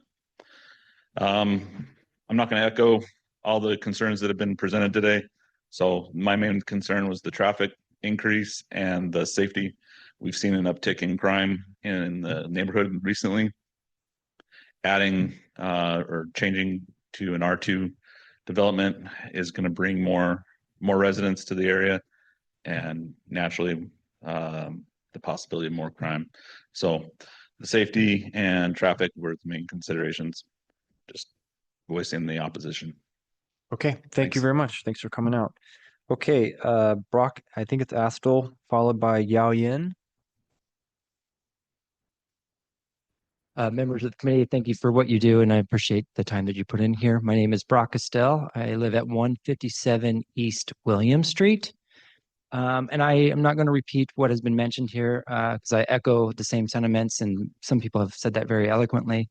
But there's a couple of things that haven't been addressed that I think we might want to mention. Where Londoner, Highland, and Mallard meet, there has not been a conversation about that. That's an intersection, and with the increased traffic, there needs to be some sort of addressing of that concern that has not been mentioned at all. The additional concern that I have that hasn't been mentioned is the impacts on our park. Williams Park is the hub of the community and the neighborhood. And with what would likely be the increase in renters, how does that affect the park? How does that affect the neighborhood community there? And I haven't heard that concern. And then essentially, I would like to echo the same sentiments in that by voting for this rezone, you are voting for high density, which doesn't match our fabric of our community. And so for that reason, I would ask that you do not approve this rezone or vote no on the rezone. Thanks. Mr. Estelle, can you repeat that intersection you mentioned? Mallard, Londoner, and Highland. And it's not a congruent intersection. They don't equal right at the same point, but in essence, they're very, very close, and that will be something that hasn't been addressed. So thank you for that area. asking. It's a little funky. Thank you very much. Appreciate it. Okay, Yao Yin, followed by, I think it's Jim Struckman. Good evening, Commissioners. My name is Yao Yin. I live at 406 West House Street, which is adjacent to the southwestern corner of Area B. I'd like to express several concerns associated with the proposal. First, rezoning will add pressure to the local traffic in the neighborhood, as you all heard earlier. And that is already a problematic, especially during the football season. Second, rezoning will create a mismatch in housing styles. The proposed building is a 3-story apartment, which does not match the housing styles on either side of the development. Third, rezoning will ruin my view from my house. Currently, I can see mountains and trees from my window. The view will be blocked if rezoning is approved. Last but not least, living right next to the proposed parking spaces is not ideal due to car headlights and car noise. I recommend improvements of the proposal to address these issues. Thank you. Thank you very much. Okay, Jim Strockman, followed by Edward Ryan. Good evening. I'm Jim Struckman. I live at 1529 South Londoner. And I guess a couple things. The applicant stated that the primary reason for the change in the zone from R1C to R2 is to get 5 more feet of building height. I think that's quite a stretch to allow the increased density based on just the need for 5 more feet of building height. And I agree with the other people here. As far as traffic goes, Highland is already overcrowded. Londoner is getting more and more overcrowded. Division, if you go down Division, there's parking on both sides of the street. And with the relaxed parking requirements for apartments, anything under, 2 parking spaces per unit is going to force more people out onto the street. So those are a couple of reasons I oppose the rezone. Thank you. Thank you very much. Okay, last on our sign-up sheet is Edward Ryan. My name's Edward Ryan. I live at 190 East Parkway Drive. Speaking in opposition to the rezoning. Just briefly, my observation of Londoner, I think there's going to be a lot more traffic, negative traffic impact on Londoner. Specifically, when you look at Londoner in its current state, it doesn't even have sidewalks in many sections. You're going to have a lot more foot traffic, as Brock referred to, going down to Williams Park. People with dogs, it's a dog park. So it's going to be significantly impacted. We know just human nature. People are going to be parking on the streets, and it's going to fill up that street. And it's a 20-mile-an-hour street with a residential neighborhood, and it doesn't fit.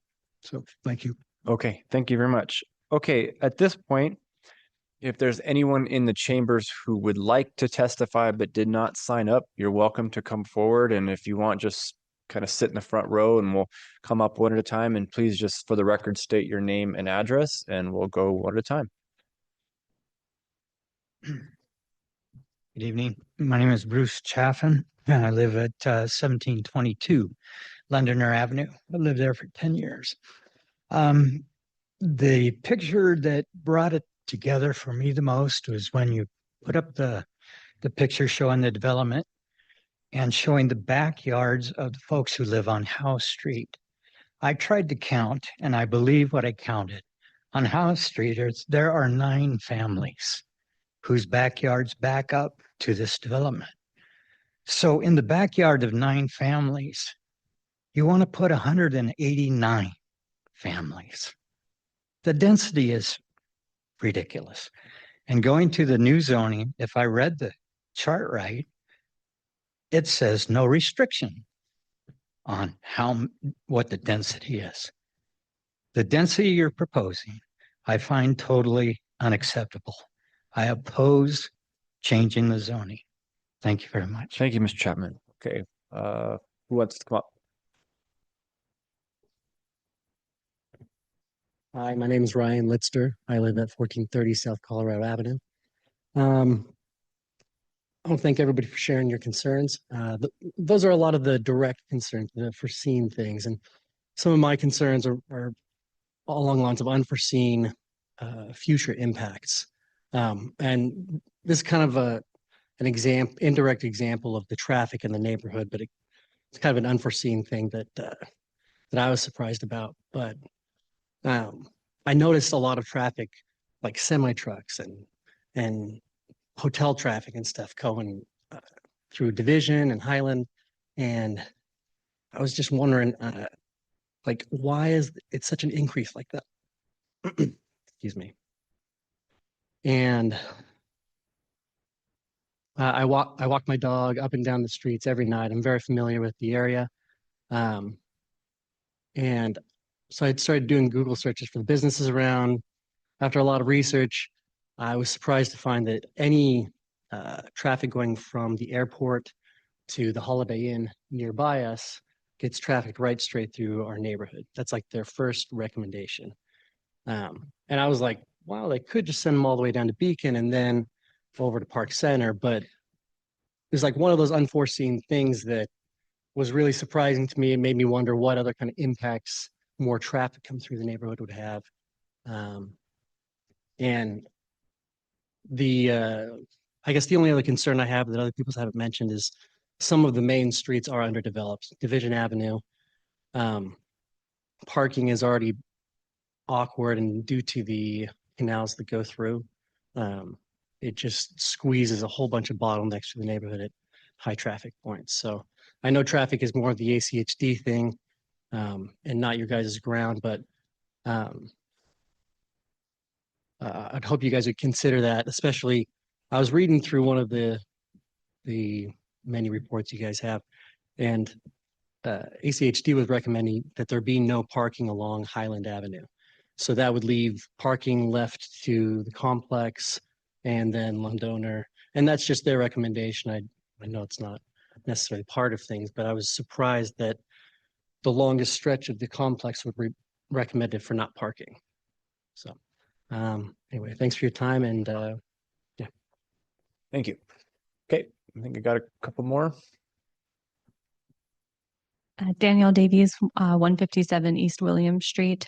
I do want to bookend a little bit what my neighbor Katie said at the beginning of this hearing, which was the word racetrack. Our neighborhood has become a racetrack. 3 years ago, when we found out we were pregnant, we moved from the West End, where we didn't feel like it was a great place for our future kid to ride her scooter on the sidewalk. And we decided to move into a more residential walking sort of neighborhood. We were so excited to find this neighborhood, to live on William Street, to be right by the park, to walk our dog there every day, to have a kid who's learning how to ride a bike. And we're very dismayed to see more and more cars racing through here. And so finding out that a 189 unit complex is going into move, it could possibly be zoned there, has made us start looking for a different house. That is how much this impacts the neighborhood that we decided to move to 3 years ago. And I would just beg you to not contribute to the racetrack that is our current neighborhood and does need to be solved by adding more people who will not use, maybe on occasion they use Highlander and they use Mallard to get out, but they go down Londoner, they have to take a 90-degree turn into Williams, they go onto Parkway, and they speed through that neighborhood to get to the other side of Park Center, to get to Albertsons on Apple, which is their kind of closest, most reasonable grocery store to get to what used to be Axiom Villasport Fitness, that is the gym over there. We have tons of people who go through there, past our house, past the daycare we send our child to. The child care center that is on the corner there also sees a huge amount of traffic as they have a bunch of kids out in the backyard where we send our child to preschool. So I'm asking you to please think about the impacts on the community, to our neighborhood, and the 13 plus deer who roam through those streets every day, who I already break for. And I can't imagine adding 96 more cars that are looking out for those deer. Thank you. Thank you very much.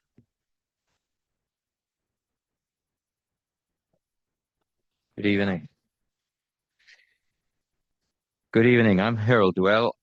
I am building on 1726, a single family home. 1726 Division, that is. I've had the opportunity to observe the one single stop sign that is on Highland and Division Avenue. And there is a number of police officers who make their perhaps weekly quota on one morning. And so the stop sign itself has not been a deterrent to slow anyone down. Speed limits I have clocked well over 35 miles an hour, up to 45 and 50. I have seen a number of accidents off Division Avenue and Boise Avenue.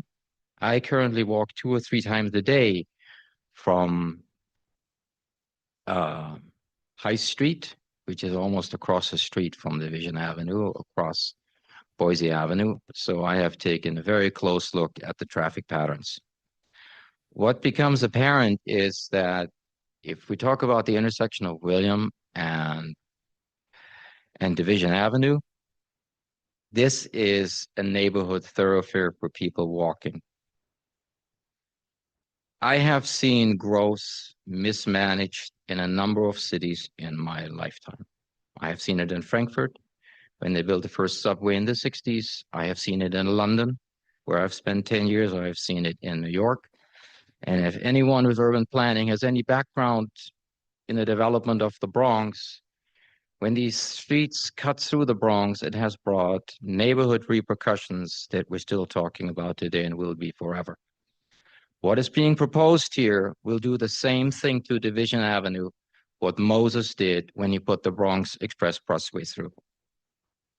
And I invite anyone on this board to come and sit on the corner of Division Avenue and Williams and see exactly the traffic pattern of what's going down.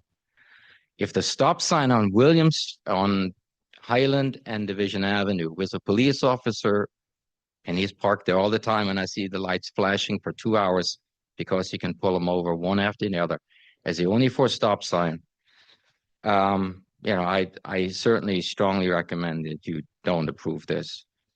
When it comes to speed bumps and the likes on Division Avenue to slow down the traffic, let me point out that the developer here has made a lot of noise about the easy accessibility to Broadway, Boise Avenue, and Park Center. Division Avenue is a thoroughfare for the fire department and the ambulance and the police.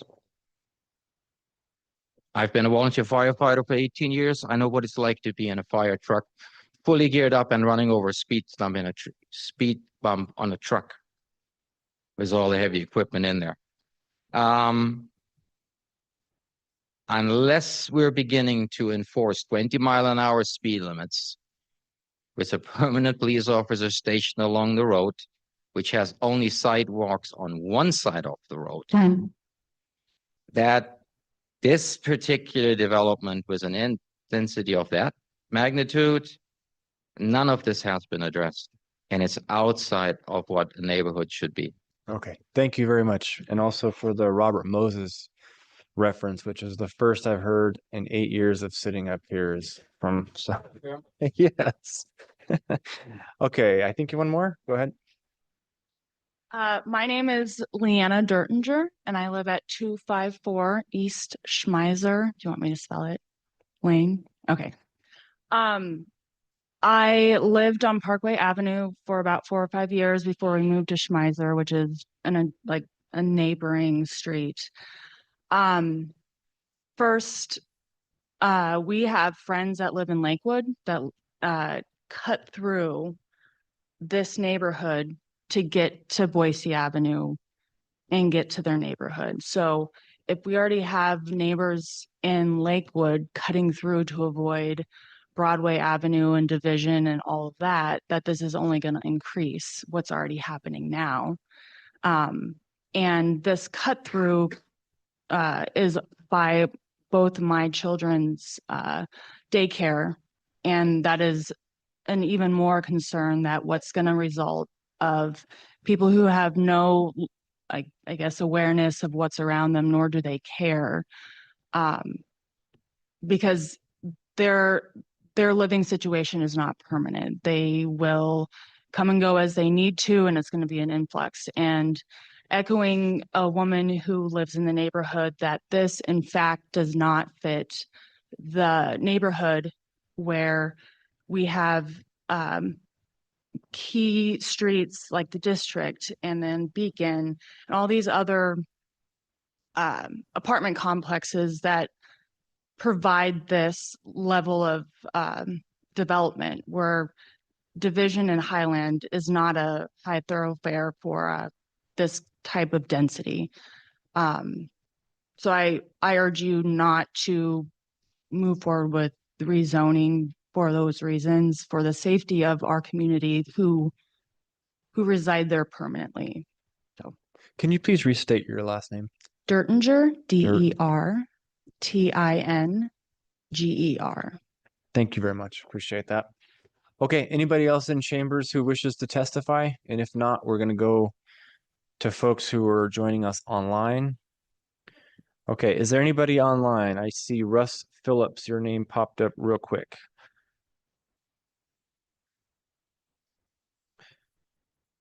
If you're wanting to testify, Russ Phillips, go ahead and unmute and you can state your name and address for the record and you'll have 3 minutes. All right, thank you. I'm Russ Phillips, reside at 1744 Londoner Avenue. Kind of full disclosure, I have 5 years education at University of Oregon in architecture and planning. I am still practicing in Boise for the past 45 years. We've lived on Londoner for 40 years. I think to me, what we're hearing, everyone's addressed pretty much everything I wanted to say. And I think the commission needs to really listen to what everyone said. We understand the neighborhood and the traffic is an issue. Looking at what Doug Russell presented, some blue lines, they kind of faded out at the ends because let's look at it this way. If you look at a high density housing development in River Run, Lakewood, new subdivisions, all the residents collect onto within the subdivision collector streets that do not have driveways, front doors, and front yards. And that's done on purpose. When you look at Division and West Highland and Londoner, we have dozens and dozens of front doors, driveways, people that engage in conversation and community, as Katie mentioned, Charlene mentioned. Londoner is also one of the most active walking streets, pedestrian streets, I bet, in Boise. With Williams Park, there's dog walkers on both sides of Londoner. We regularly talk to our neighbors across the street, adjacent. Kids are bringing their bikes back and forth, toddlers, dogs. It's got a very incredible, unique residential pedestrian flavor to it. We need to preserve that. Commissioner Torres was right on target when he asked about affordable single-family housing. I checked with Joe Bruce at the city. There is a need for single-family residential housing. And all of it is out in Cole, Maple Grove, all that area. This is an ideal location to have affordable housing, single family or a mix of some townhouses that will help with the issues of high traffic volumes, and the speeds are atrocious. I've written a letter regarding that. I've actually been passed going 20 miles per hour down Londoner, passed. Well, the clock's ticking. Yeah. Thank you very much, Mr. Phillips. One last statement. Yeah, my last statement is I think it would be prudent if we all collectively got together, the developer, ASHD, the city, neighbors, and we came up with a plan that's actually going to enhance our neighborhood and solve these issues. Thank you. Thank you very much, Mr. Phillips. Mr. Jeff Cartwright, go ahead and unmute and name and address, please.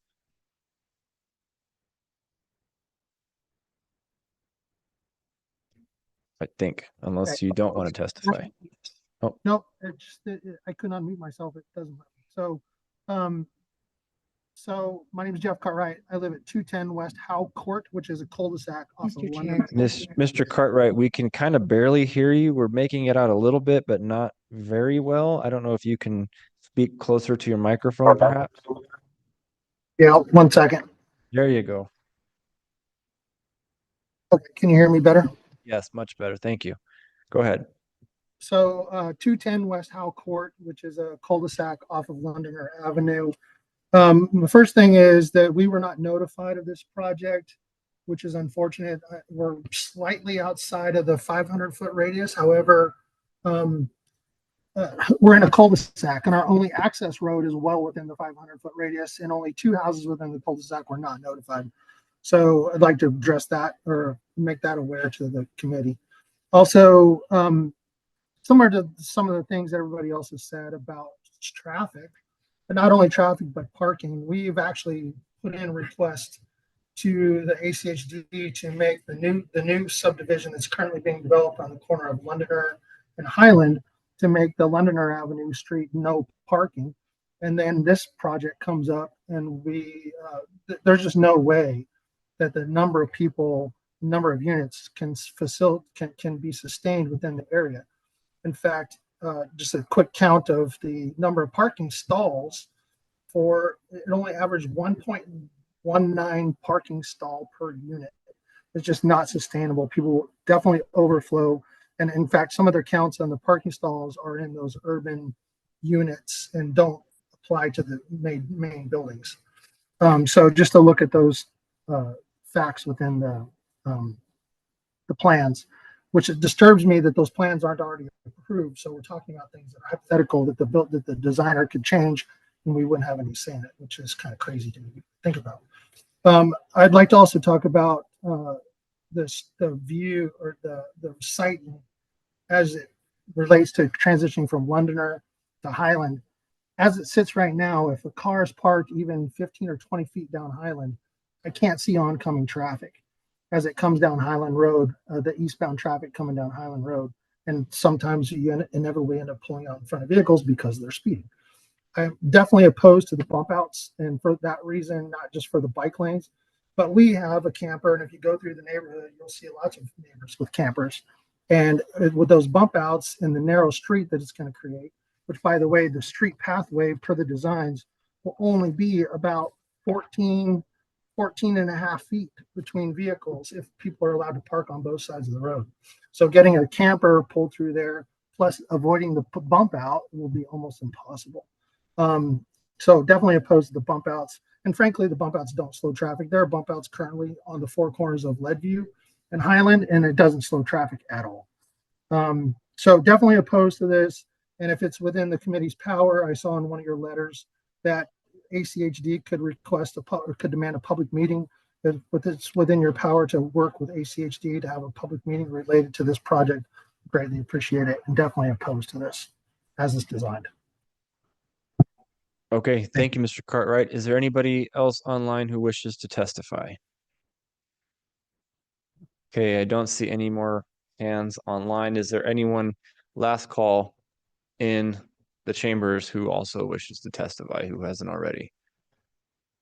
No. Last call online. Okay. That will conclude the public testimony. So at this point, we're going to go ahead and bring the applicant back up. And this is the point in time when they have, wait. Not last call. I see a hand coming up. Is it Laura? I'm not sure how to pronounce that. It's Galeote? Probably not either one of those. Yes. Yes. Can you hear me? Yes, we sure can. Go ahead Okay, and state sorry. your properly pronounced name and address for us. That's okay. Sorry, I was trying to unmute. My last name is Galeote. And close. my husband and I, Laura and Michael Galeote, we live at 544 West Highland Street, right across from the proposed redesignation. And we've written testimony, but it wasn't really presented in the remarks for tonight. So just wanted to recap that we strongly oppose this rezoning. Number one reason, safety. The neighborhood does not have the infrastructure to support this type of development. There are no sidewalks in many of the streets. There's no stop signs, adequate stop signs. There's no adequate parking. Many of there's not enough sufficient street parking. A lot of the times people are walking, and they're walking in the middle of the streets because there's no sidewalks. That's the number one. Number two, the increase in noise. We've already seen an increased level of noise coming from the developments around the area, the most recent one on Beacon and South Division. The continuous people driving through with no regard of people's safety, and it's going to be a multiplier if you bring in this level of residents coming into the neighborhood. We're extremely concerned. The next issue that we have with it is, the lack of privacy. It's not going to conform with the neighborhood. Right now, our house is 2-story. It's going to be dwarfed. I can't even imagine the 1 single-story houses around the area. I agree with the other presenters, everyone that's presented so far. We agree with their sentiments. And in addition, if you can't provide adequate parking for all the residents, there's going to be a mass overflow into our streets, and it's going to make it extremely unsafe. And not to mention the property values. It's going to bring down the property values. And if you're looking for affordable housing solution, they can't even guarantee that that's going to solve that solution. The applicant mentioned that they were going towards market value. I would assume that they would be going towards market value. I mean, they're a business. They need to make a profit, but it shouldn't be at the detriment of the residents that are there. We haven't even heard from all our seniors that, how this is going to impact to them. I don't know how they have access to email or being able to attend or get on Zoom. I really doubt that you've been able to hear from seniors. And in any case, in conclusion, I hope this wraps up. We just reconfirm what everyone is saying, and I wish that you will all vote no to this proposal. Okay, thank you, Ms. Galliotti. Appreciate your time. Is there anyone else? Last call online. I saw the exchange, so there might be, maybe. Oh, Mr. Chair, that's just the owner of the property is on and offered to speak in rebuttal if In rebuttal or in public testimony? That's a good question. Just public testimony. So that's another hand. Okay, that's fine with us. Mr. Martin, I believe it is. Go ahead and state your name and address for the record, and you have 3 minutes. Yes, Mr. Chair, this is Garrett Martin. I'm the owner of the property. And I just wanted to offer to speak. I appreciate everyone's comments and the considerations from the commission. Can you state your address for the record real quick, please? Sure. It's P.O. Box 50247 in Austin, Texas. I think that the historical context of where we've been with this site and what we've done in response to the request from the city of Boise is really important context.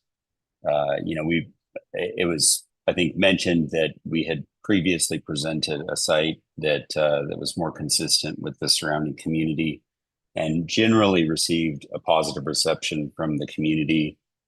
We received a full denial, I think a unanimous denial from the commission with a request to go purchase additional property and to bring the density and increased housing supply that can help bring market rate but affordable workforce housing, which is generally speaking 80% to 120% MFI type housing into the city. And so we spent the last 4+ years pursuing that goal and objective at the request of this commission. And we did almost exactly what was requested. And it took us a long time to get there because it was a big request to be made. But we saw the wisdom in the request, and so we went and pursued it. And we're back here today presenting the response to that, which is quite a bit of work and effort to get to this culminating point. So I understand there's concerns and questions over change, and that's always the case. We believe the project brings great improvement in terms of the housing stock for the city of Boise. And ideally, transportation improvements on our site that'll extend beyond our site to help ease some of the traffic congestion and concerns, and ideally improve multimodal transportation, which I think is the key to any urbanizing city, and certainly is the case here. So happy to answer any questions if you have them, and very much appreciate everyone's input. Thank you. Okay, thank you, Mr. Martin. And I think that's probably going to conclude our testimony of the public. Last chance, anybody online or in chambers? If not, our applicant is up and ready for rebuttal. Okay, I think we're good to go. You can go ahead. Start when you're ready. All right. Mr. Chairman, members of the commission, appreciate the testimony that we've heard tonight. I will say very honestly, this is not a whole lot different than what we've heard through our public scoping process that we've gone through. We've known all along that traffic is definitely one of the largest concerns that the neighborhood has. And I would just like to say that our project is committed to doing what we need to along our frontages to ensure that we have adequate pedestrian infrastructure. We are absolutely open to sitting down with the city and ACHD to discuss traffic calming approaches and figure out what the best way to approach it for this site is. If there's a better way than bulb outs, or if there's something that's more preferred, we're all ears. We are on the hook for half of the right-of-way replacement along Highland Street, Londoner, and Division. And so there's going to be a significant amount of street improvements made. In regards to parking, I think it's worth mentioning that the parking counts on our project site currently exceed the parking counts required by city code by about 7 stalls, if my memory is serving me correctly. So we exceed the amount of stalls required by code. And so we have made and in fact, our client wanted us to work more stalls in if we could. City code is kind of against that a little bit. Their city code is against over parking as much as under parking. So we tried to kind of meet a balance in there. And we know that we've got adequate parking for the amount of bedrooms that we have in this development. It should be understood that we have done a bedroom count. We know how many 1, 2, and 3 bedrooms, and our parking counts are based on that. And we presented this in the neighborhood meeting. I apologize that I don't have that chart to show you tonight, but I just wanted to mention that we do have adequate on-site parking. In regards to off-site parking, we talked to the neighbors about this in the neighborhood meeting, and we indicated to them that this is really an ACHD's court, and it's not something that we're able to just implement with our application. So we are also open to discussions in regards to on-street parking. And if that is something that the city and ACHD decide that they want us to do away with along our street frontages, we're surely open to listening to those arguments. A couple of the other comments that I heard in regards to the 3 stories, people were concerned about privacy. One of the main drivers of the development of this site plan was to push our buildings to Highland Street and have those buildings front Highland and create that building presence along Highland Street. Highland Street is a little bit of an extra wide street compared to Division and Londoner. And the units that sit across the street are I mean, I'm totally guessing here, but I'm going to say 60 to 80 feet away minimum. And I believe that privacy north of us is more than taken care of. On the south of us, we do have those residential units that abut our property line. That's the reason why we designed the site to have parking in between the main buildings and the residential to the south. And we've limited those urban flats to 2 buildings and 2 stories in height. Additionally, we're proposing a 6-foot tall solid fence along that property line, the south property line. And then there's also a landscape buffer that goes on our side of the fence. And so there will be adequate buffering for headlights and parking. And there'll be trees in the parking lot and all those sorts of things that will hash out into design review. The other thing that I wanted to mention in regards to neighbor comments, I already mentioned the fence. The fence was a big issue for those neighbors that abutted us to the south. The other issue that we heard from several neighbors was that they are quite happy with their open flowing irrigation canal. And we gave them our word that we will deal with the irrigation facilities in such a way that flows are maintained, which is a requirement of the irrigation district. We are bound by law to ensure that. And then additionally, the sections of ditch that are open on their properties, we're going to keep them open so they can kind of continue to enjoy the kind of creek setting that they have. There was a large tree on the south property line that was on our property, but it provided a lot of shade to one of the neighbors to the south, and we committed to saving that. That is on our plan. And then, of course, we committed to saving those ponderosa pines along Highland Street, which is very much worth saving. So with that, I think other than traffic, I feel like we've really addressed the majority of the comments that have come up tonight. I think we've got a very high quality design product. We're committed to 189 units. We're committed to 3 stories, and we're committed to the architectural styles that we've presented to you tonight. And that's the path that we can plan to continue to follow. We would appreciate your support this evening, and thank you for your time. Great. Thank you, Mr. Russell. Appreciate it. Okay, that concludes the public hearing, and the matter is now in front of the commission. This is item number 2, CAR 24-6, a rezone application located at 1519 South Londoner Avenue. And as a reminder to the commission, we are a recommending body to the city council. Mr. Chairman, Commissioner Seha. I have a question. Can I still ask staff a question? Sorry. If not, that's fine. Point of I'll order muddle type through of it. question, or is it a data question? I mean, clearly, like our job is we can't address the traffic issue. That's on ACHD's court. But I'm just curious, like, if there was an increase in density after it's been rezoned, is there any coordination with ACHD on the traffic piece? Let me address this one. I think because I would recommend you, if you can, have access to the late comments that were made and the recommendation that was from staff. That's in that document that says that staff recommends that the applicant coordinate with ACHD to explore alternatives prior to the submission of a design review application. That was in our packet. That is an action step that we have at our fingertips in terms of a condition that we can put on the applicant should we recommend approval to council. So there are steps like that that we do have at our disposal. All right.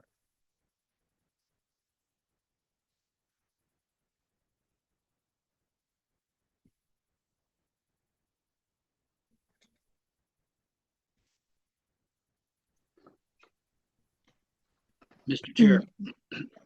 Oh, he beat you. Commissioner Mooney. I'm happy to defer to Commissioner Moore if she's in place there. I think you got it, John. Since you're in Arizona, we're a little delayed, so I'm assuming you spoke faster and it just took a second to get here. So go ahead. Got it. Okay. Mr. Chair, I recommend that we recommend approval of CAR 24-00006 with all the terms and conditions in the staff report, with an additional condition of recommendation that highlights the comment that you just made regarding late correspondence and the staff's comments about ACHD applicant and city coordination on traffic issues. I'll read it from page 2 of 3 on our late correspondence. ACHD recommends against the construction of bulb outs on Highland Street as it may interfere with the potential future construction of bike lanes. Planning staff recognizes the need for traffic calming measures and recommends the applicant coordinate with ACHD to explore alternatives prior to the submission of a design review application. And I move that that's included as a condition of approval. So just to be clear, Commissioner Mooney, is it the sentence that starts with planning staff recognizes, is that the condition that you're adding to, or are you adding both sentences? Planning staff recognizes. Okay. So for the rest of the commission, page 2 of 3 on the late correspondence towards the bottom, last real paragraph, that statement, planning staff recognizes the need for traffic calming measures. So that's the condition that Commissioner Mooney is attaching to a recommendation of approval. Is there a second? A second. Okay, I have a motion by Commissioner Mooney and a second by Commissioner Seha. Is there discussion? Mr. Chair, I'm sorry if I could. Just a reminder that before us is just a rezone.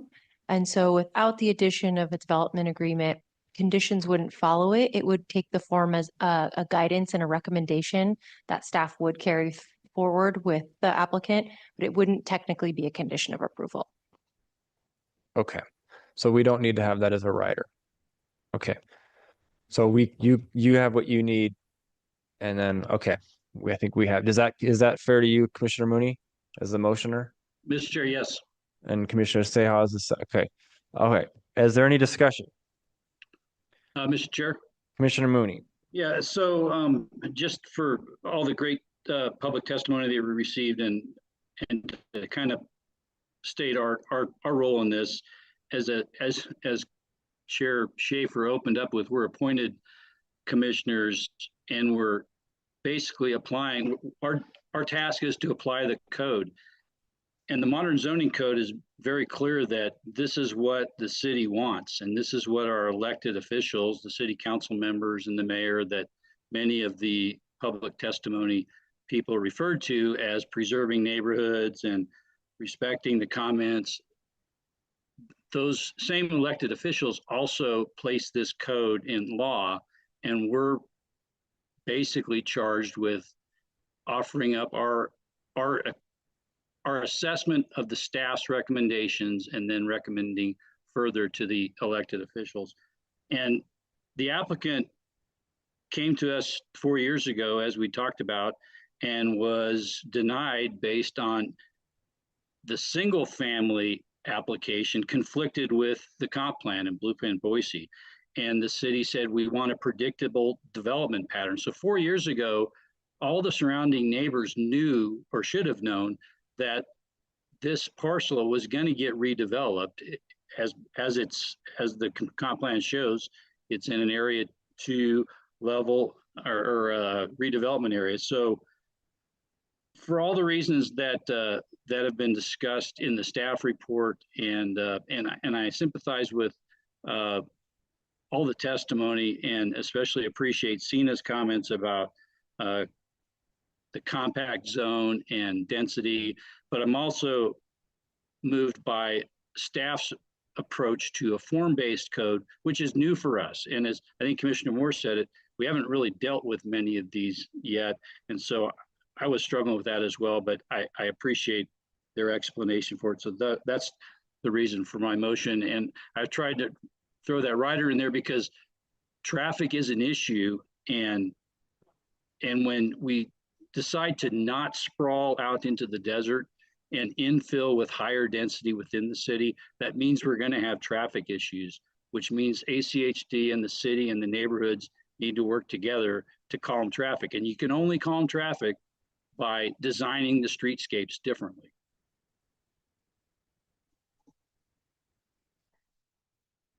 Mr. Chair. Commissioner Seha. So I am supporting the motion to recommend approval of the rezone to city council based on the staff report. I look at this as someone who was involved on the modern zoning code advisory. There was opportunity to comment, for the public to comment. And, when I was looking at this, we have R1 and R2 and R3 nearby. If this was an area if it was a neighborhood where there was no adjacent R2 or R3, then it would be a different story. It is adjacent, it is infill. We have options. We either build up and do infill or we spread out. And during the modern zoning code effort, a decision was made by those that participated in the process as well, that we were going to look at infill and higher densities. We have folks moving in, kids moving out of their parents' homes. There's a need for a diverse type of housing, right? Not just single family, but multiplex, duplexes. I've lived here for almost 30 years, no, 25 years. I've never lived in a single family home. I've always lived in a apartment or a duplex or a townhouse. So, yeah. And then with respect to traffic, I hear your concerns, not just if this gets built, but your current concerns. And I highly, highly encourage you to reach out to ACHD and request a meeting. We have had traffic issues in my neighborhood. We had speed bumps put in on Catalpa, and more recently, we had speed bumps put on Taft, which is a speedway. Not so much at the moment, but I really do encourage you to reach out to ACHD and see if there's some opportunity to do something now. Thank you. Thank you, Commissioner Seha. Other comments? Mr. Chair, Commissioner Moore. I'll be supporting the motion as well. And like I said in the beginning, this is my neighborhood. I'm impacted by this as well. I completely understand everywhere you're coming from. I'm familiar with the traffic on Division, familiar with the traffic on Highland.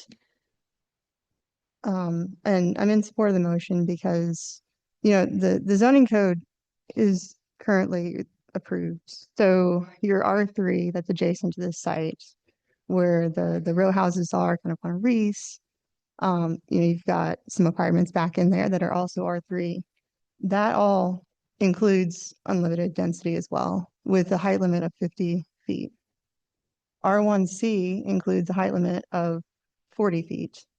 So this, while you kind of built after the R3 across the street, built after the R1C, it does fit as a transitional zone between that R3 with the 50 feet height limit and the unlimited density, and the R1C with a lower density, but still a 40-foot height limit. Also, as part of the R1C, there is, there's some, I think, incentives that you can utilize to increase the density. So 12 and some change units isn't necessarily the maximum if you're using the certain incentives that are available to the City of Boise. I think, definitely encourage continued public comments. I think that that's the intent of not including the site plan tied to this rezone, is to keep things flexible.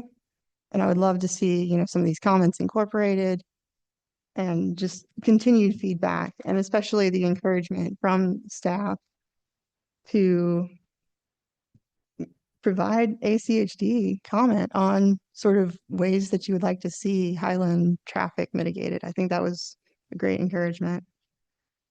I think, you know, ultimately in terms of the site plan, so based on what I'm seeing for the site plan, I know we're looking only at the zoning.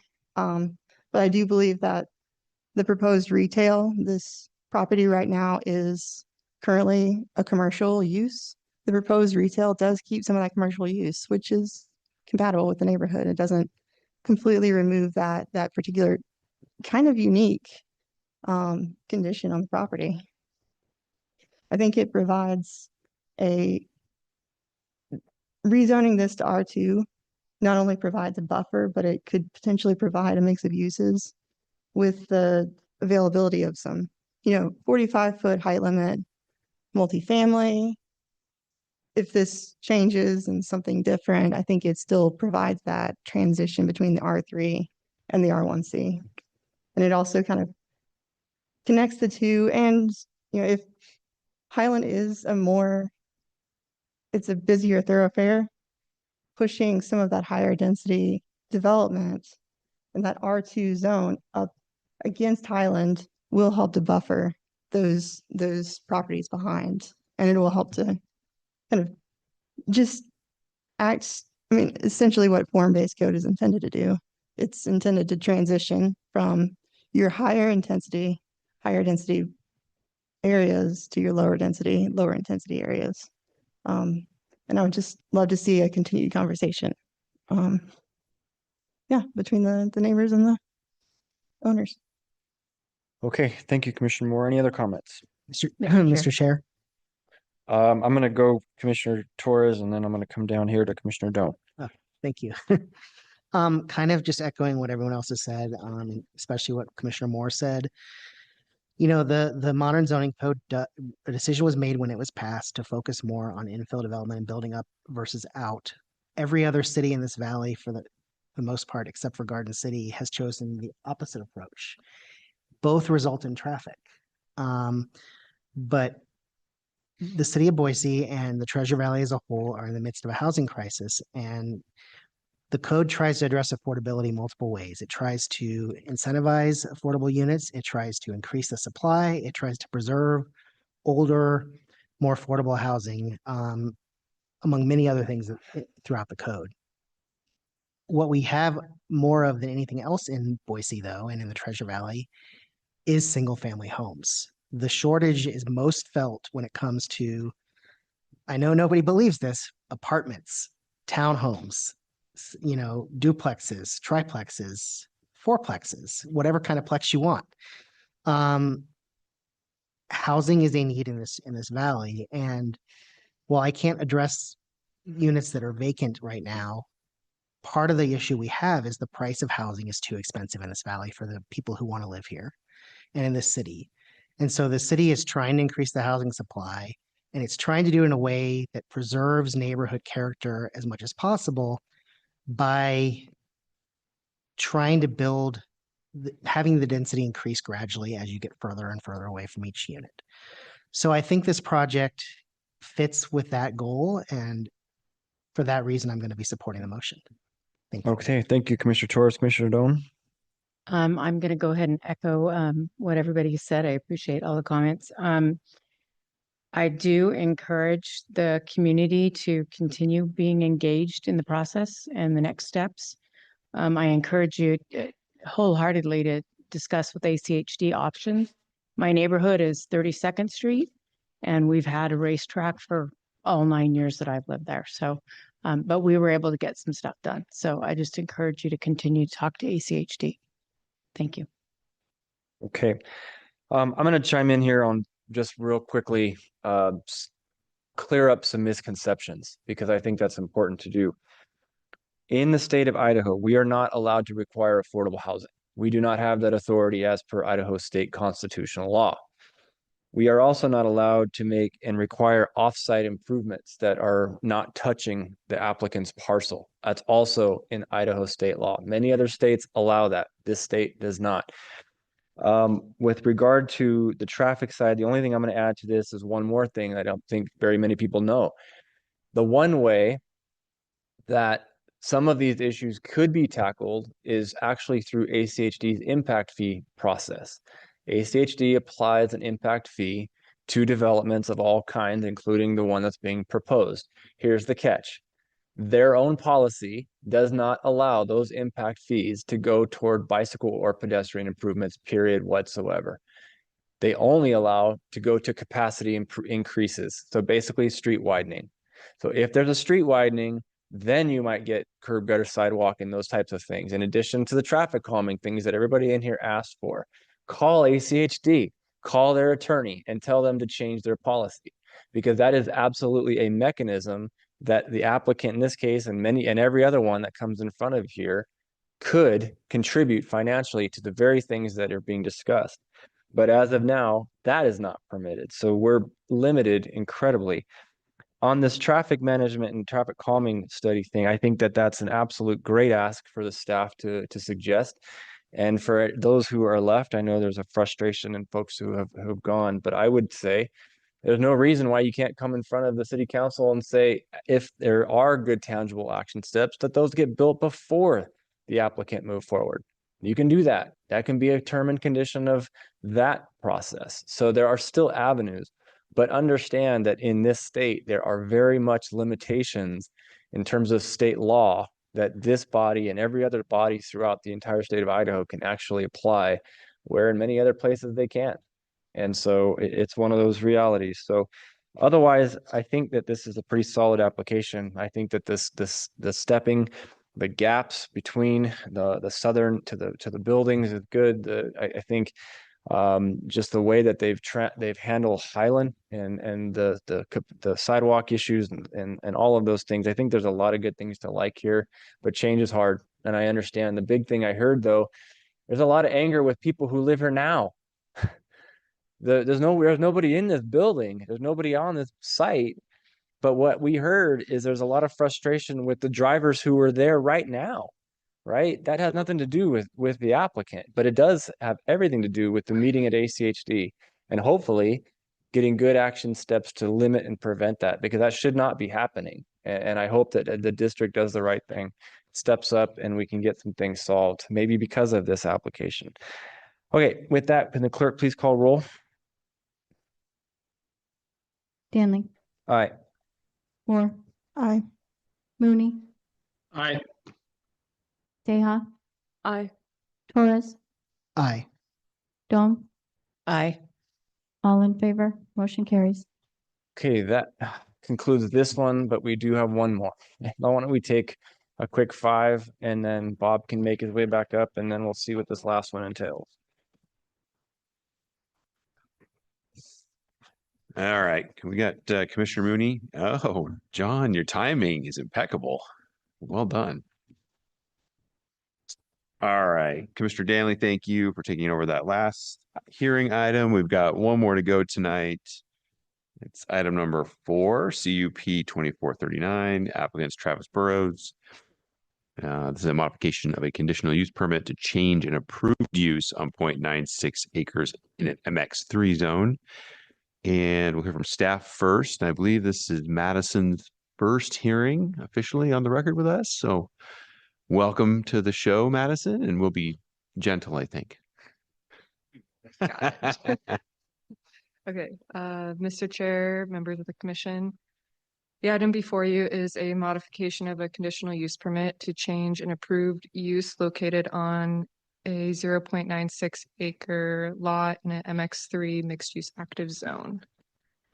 The existing development was approved in 2021 under a conditional use permit for a 15,940 square foot self-service storage facility and has been operating as such. The existing use was deemed compatible with the surrounding area as the site is surrounded by self-service storage to the north and west and bordered by a mix of commercial uses to the east and south. The applicant is proposing to modify the previously approved conditional use permits to allow for a change of use to retail within 5 of the suites of the existing building. No proposals to the existing building exterior nor the existing parking lot are proposed. The proposal is not increasing the gross floor area, nor is it increasing the site area of the existing building. As this site was developed under legacy zoning code, it met the past requirements in the new proposal is complying with the current code. Retail use is an allowed use within the MX3 zone, and the site is appropriate for this use. On your screen are the findings of approval for a modification of a conditional use permit. As detailed within the project report, the proposal meets all of these findings.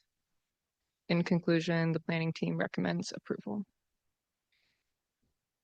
Okay, great. Thank you, Madison. Next one from the applicant. Mr. Burrows, you want to come on up? Mr. Burrows, thank you for your patience tonight. I've been at some of those meetings that went till midnight. Yeah. I'm Travis Burrows, 3718 North Pepperwood Drive, Boise. I am one of the owners and the developer of the property there. We've gone through all the tenant improvements. In fact, these 5 units are currently occupied by the tenant, actually as a sorry, I'm drawing a blank, it's late.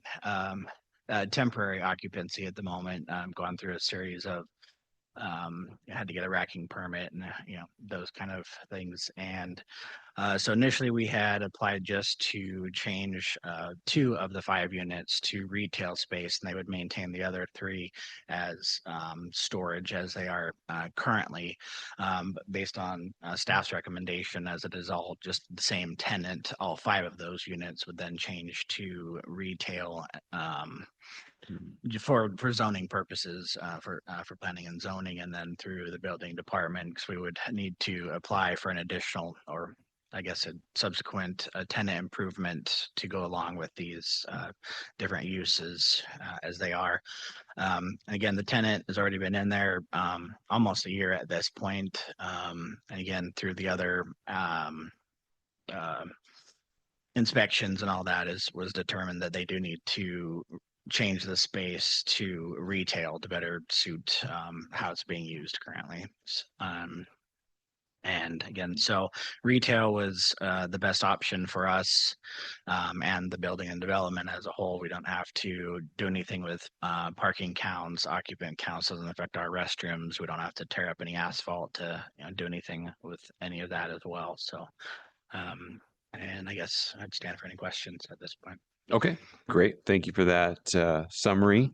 We'll sit tight on questions just for a moment. We will check in quickly to see if we have anyone from the West Valley Neighborhood Association present. I don't believe that we do. Staff's giving me the nod there. So we will go ahead and open up for questions by the commission to staff or the applicant.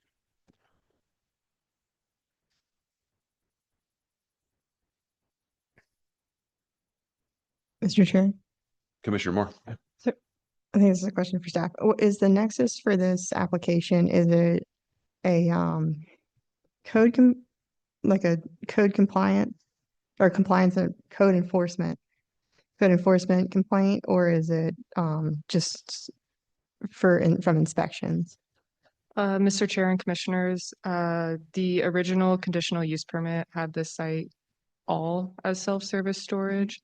So to modify that conditional use permit, currently the only allowed use is self-service storage for that site. So we have to modify that approval to allow for this retail use, which is allowed in the MX3.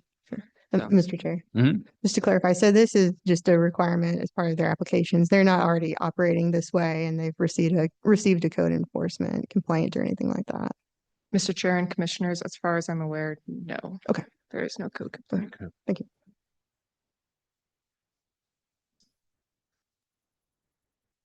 Madison, I actually remember when this came through, and I know we had quite a bit of discussion about parking. That was a big discussion point. Can you refresh my memory? I don't recall why we have a CUP on this use to begin with. Is it just because of the zone?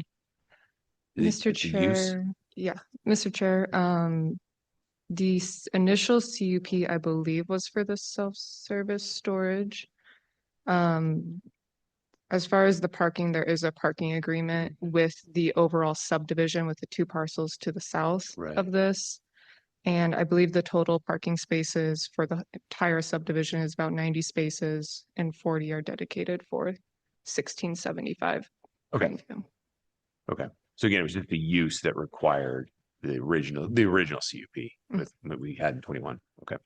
All right. John, please.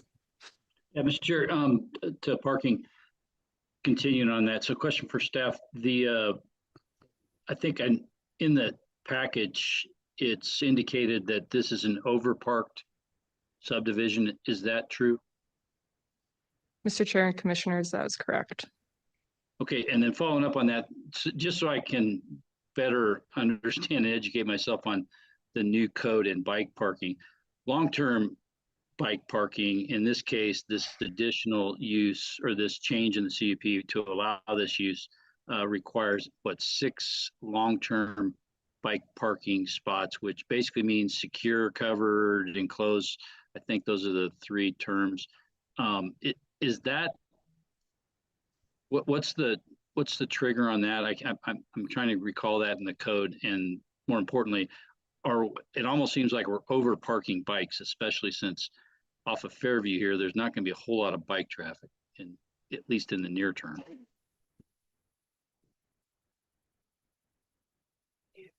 Mr. Chair and Commissioners, for the bike parking part,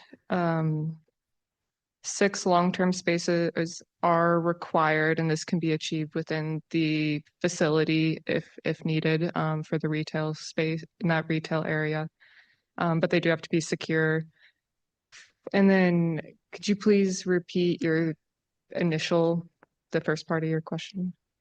I think you got it. I mean, what I understand then is that they will put secure bike parking in the retail bays that used to be self-storage. I guess I'm also, for down the road, I'm really thinking that the few number of these that we've seen with long-term bike parking requirements, being a bike guy, I think we're almost overreacting to that. That's just my perception of the code thus far. I think that there, John, staff is conferring with one another here.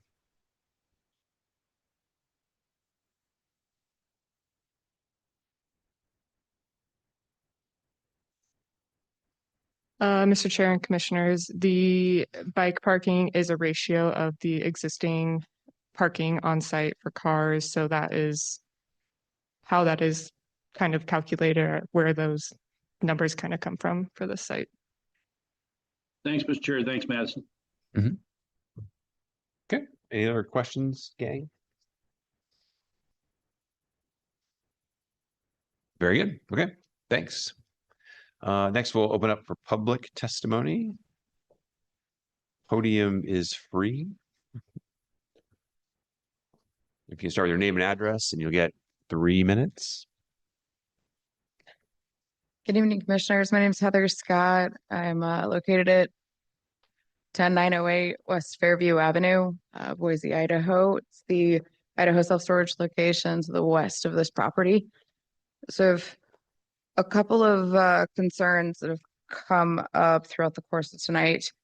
And we have had conversations with Travis and the tenants that are in the specific units of this complex. So we've actually been on record since 2021 expressing that this is not a self-storage facility.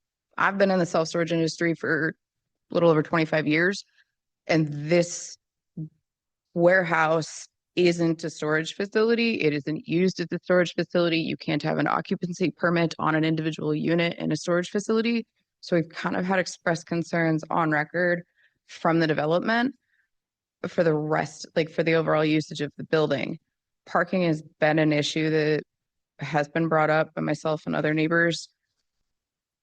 And something I actually didn't know until just now, because the original letter that was provided was that there was 2 individual units of 5 that were becoming retail.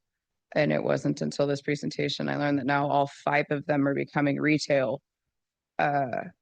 Essentially what was discussed, where some of our concerns come from, is not the specific tenants occupying the space right now, but when they, which I believe is like a technology security company, they already have a substantial number, a decent number of company vehicles being parked that are being used.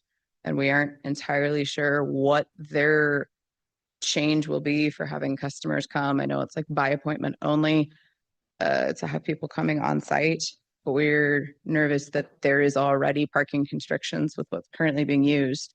And then looking into the future, if these tenants leave, if this change isn't based on the tenant, but the building, and those 5 units stay retail, and you do have somebody moving in that is using those on a higher demand retail space, it is going to add construction on construction. There's a drive-through working through this area in the unit in front of the strip mall in front, and their route goes right around all of the parking, kind of in between the Pine View development and the op development right in front of it. Originally, I had noticed in the letter from November that was presented by Mr. Burrows, he had listed 102 parking spaces, 40 designated for the front 2 spaces. There's actually 98 total when you look at the plan between the front and the back. And as far as everyone on, I believe we're all under understanding that there's 49 for the front 2 complexes and 49 in the back. You can just wrap it up. Okay, the part of where I've been confused is if there were 8 to 9 spaces for retail zone parking regulation in the code, there should be 3 parking spaces per 1,000 square feet of gross facility area. So they were suggesting 8 to 9 parking spaces for 2 units based on everything in there that I see, but now there's 5 units with an additional 12,000 square feet. So what would that then turn the parking stall suggestions to for all 5 units? I also see that there's notes of requirement for EV ready spaces.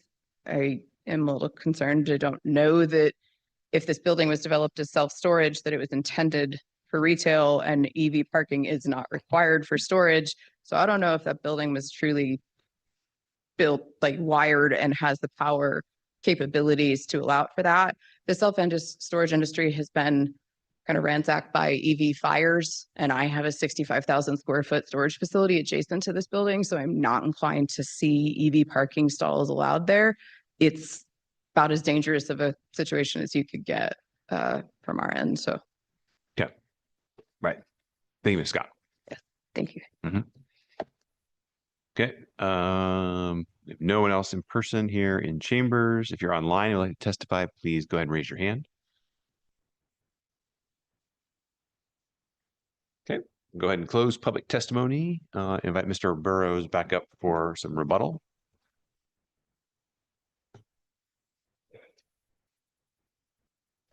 Yes, thank you.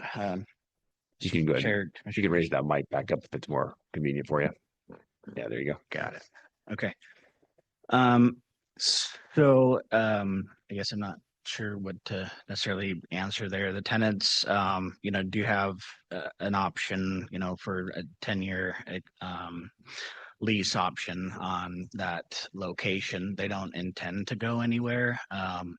Just for clarification, they are an audio-visual integration installation company. So again, the retail use is more for, I guess, a quick demonstration training for clients as they're coming in to, purchase equipment and all of that. But and as far as their equipment, again, their vehicles and equipment, they're out on installations during the day. They do have a couple of trucks and trailers.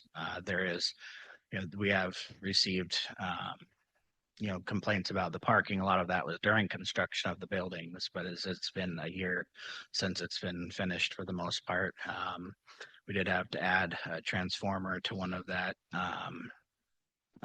during the development, just for the extent of the buildings there. With regard to parking, initially, as it was self-storage, there was only a requirement for 4 parking stalls per unit, and that was kind of the overall there.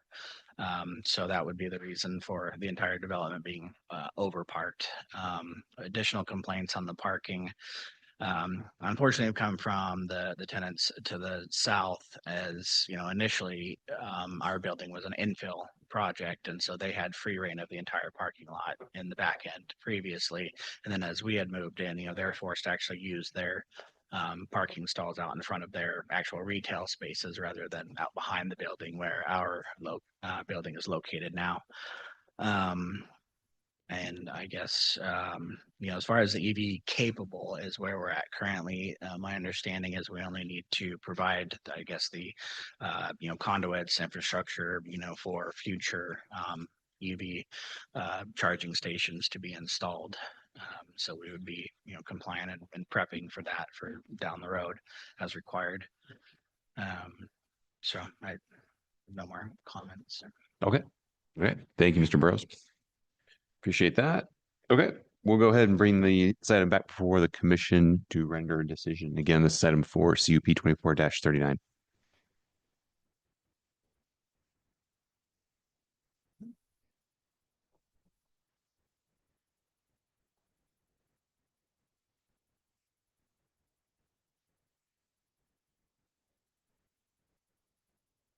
Mr. Chair, Commissioner Moore. I move that we approve CUP 24-39 with all the terms and conditions in the staff report. Okay. Thank you, Commissioner Moore. Do I have a second? Second. Thank you, Commissioner Torres. Jennifer? Yes, Mr. Chair. Mm-hmm. Like I said, I think, I remember when this application came through the first time too. Mm-hmm. And we did have a pretty lengthy discussion about parking and the number of spaces. Ultimately, I think one of the concerns that struck me the most is what if a higher demand retail use comes in the future? I think if that use requires additional parking or more parking, that would be a requirement from the cities that they provide more parking. If they're unable to do that, then that use would not be allowed in that area, or they would have to mitigate it somehow. So I think as the proposed use itself, right now, the city is stating that this site is overparked, and so enough parking for this new use is compliant. And with that, on EV parking, I think there's setbacks and code that will regulate where those can be placed in regards to the property lines and other buildings. With those two, I'm comfortable with the application as conditioned. Okay. Thank you, Commissioner Moore. Any other comments? No. Okay. Yeah, I'll sign off real quick here. I'll be in support of the motion. And just as a reminder, for the audience that, the city's stance is, we can't get involved with private parking agreements, right? So, we can make note of the agreements as they stand. However, those are private matters, and our purview as, as far as code review is concerned, does not get into those private entities and those agreements. So, like Commissioner Moore, I was here when this first came through. There was quite a bit of discussion on parking. I share staff's opinion and support the staff report and their review of this. And I think when you look at the use, I don't have a problem with retail use in this particular space. Should the tenant vacate and you have a future retail use, I think that they have to understand the constraints of the property, right? And the space of the building and the number of parking stalls, and go through the proper code channels to get approval for a potential change in the retail use within this space. So there are checks and balances within code, for that to transpire. So at a high level, again, here today, I think that a retail use is appropriate in this particular instance, and I have no issue, approving the application myself. So I understand, it's complex, limited space, and only a certain number of parking stalls, but I would urge both of you to work together to understand, whose stalls are whose and how that agreement is enforced moving forward. Okay, we've got a motion to, unless there's any other comments, we'll go ahead and call the roll. Okay. We have a motion to approve CUP 24-39 by Commissioner Moore with a second by Commissioner Torres. Will the clerk please call the roll? Schaefer, Yes. Danley, Aye. Moore, Yes. Mooney. Aye. Was that a yay? Yes. Seha, Yes. Torres, Yes. Stone, Yes. all in favor, motion carries. Okay, great. Thank you guys again for your patience tonight, and we are adjourned.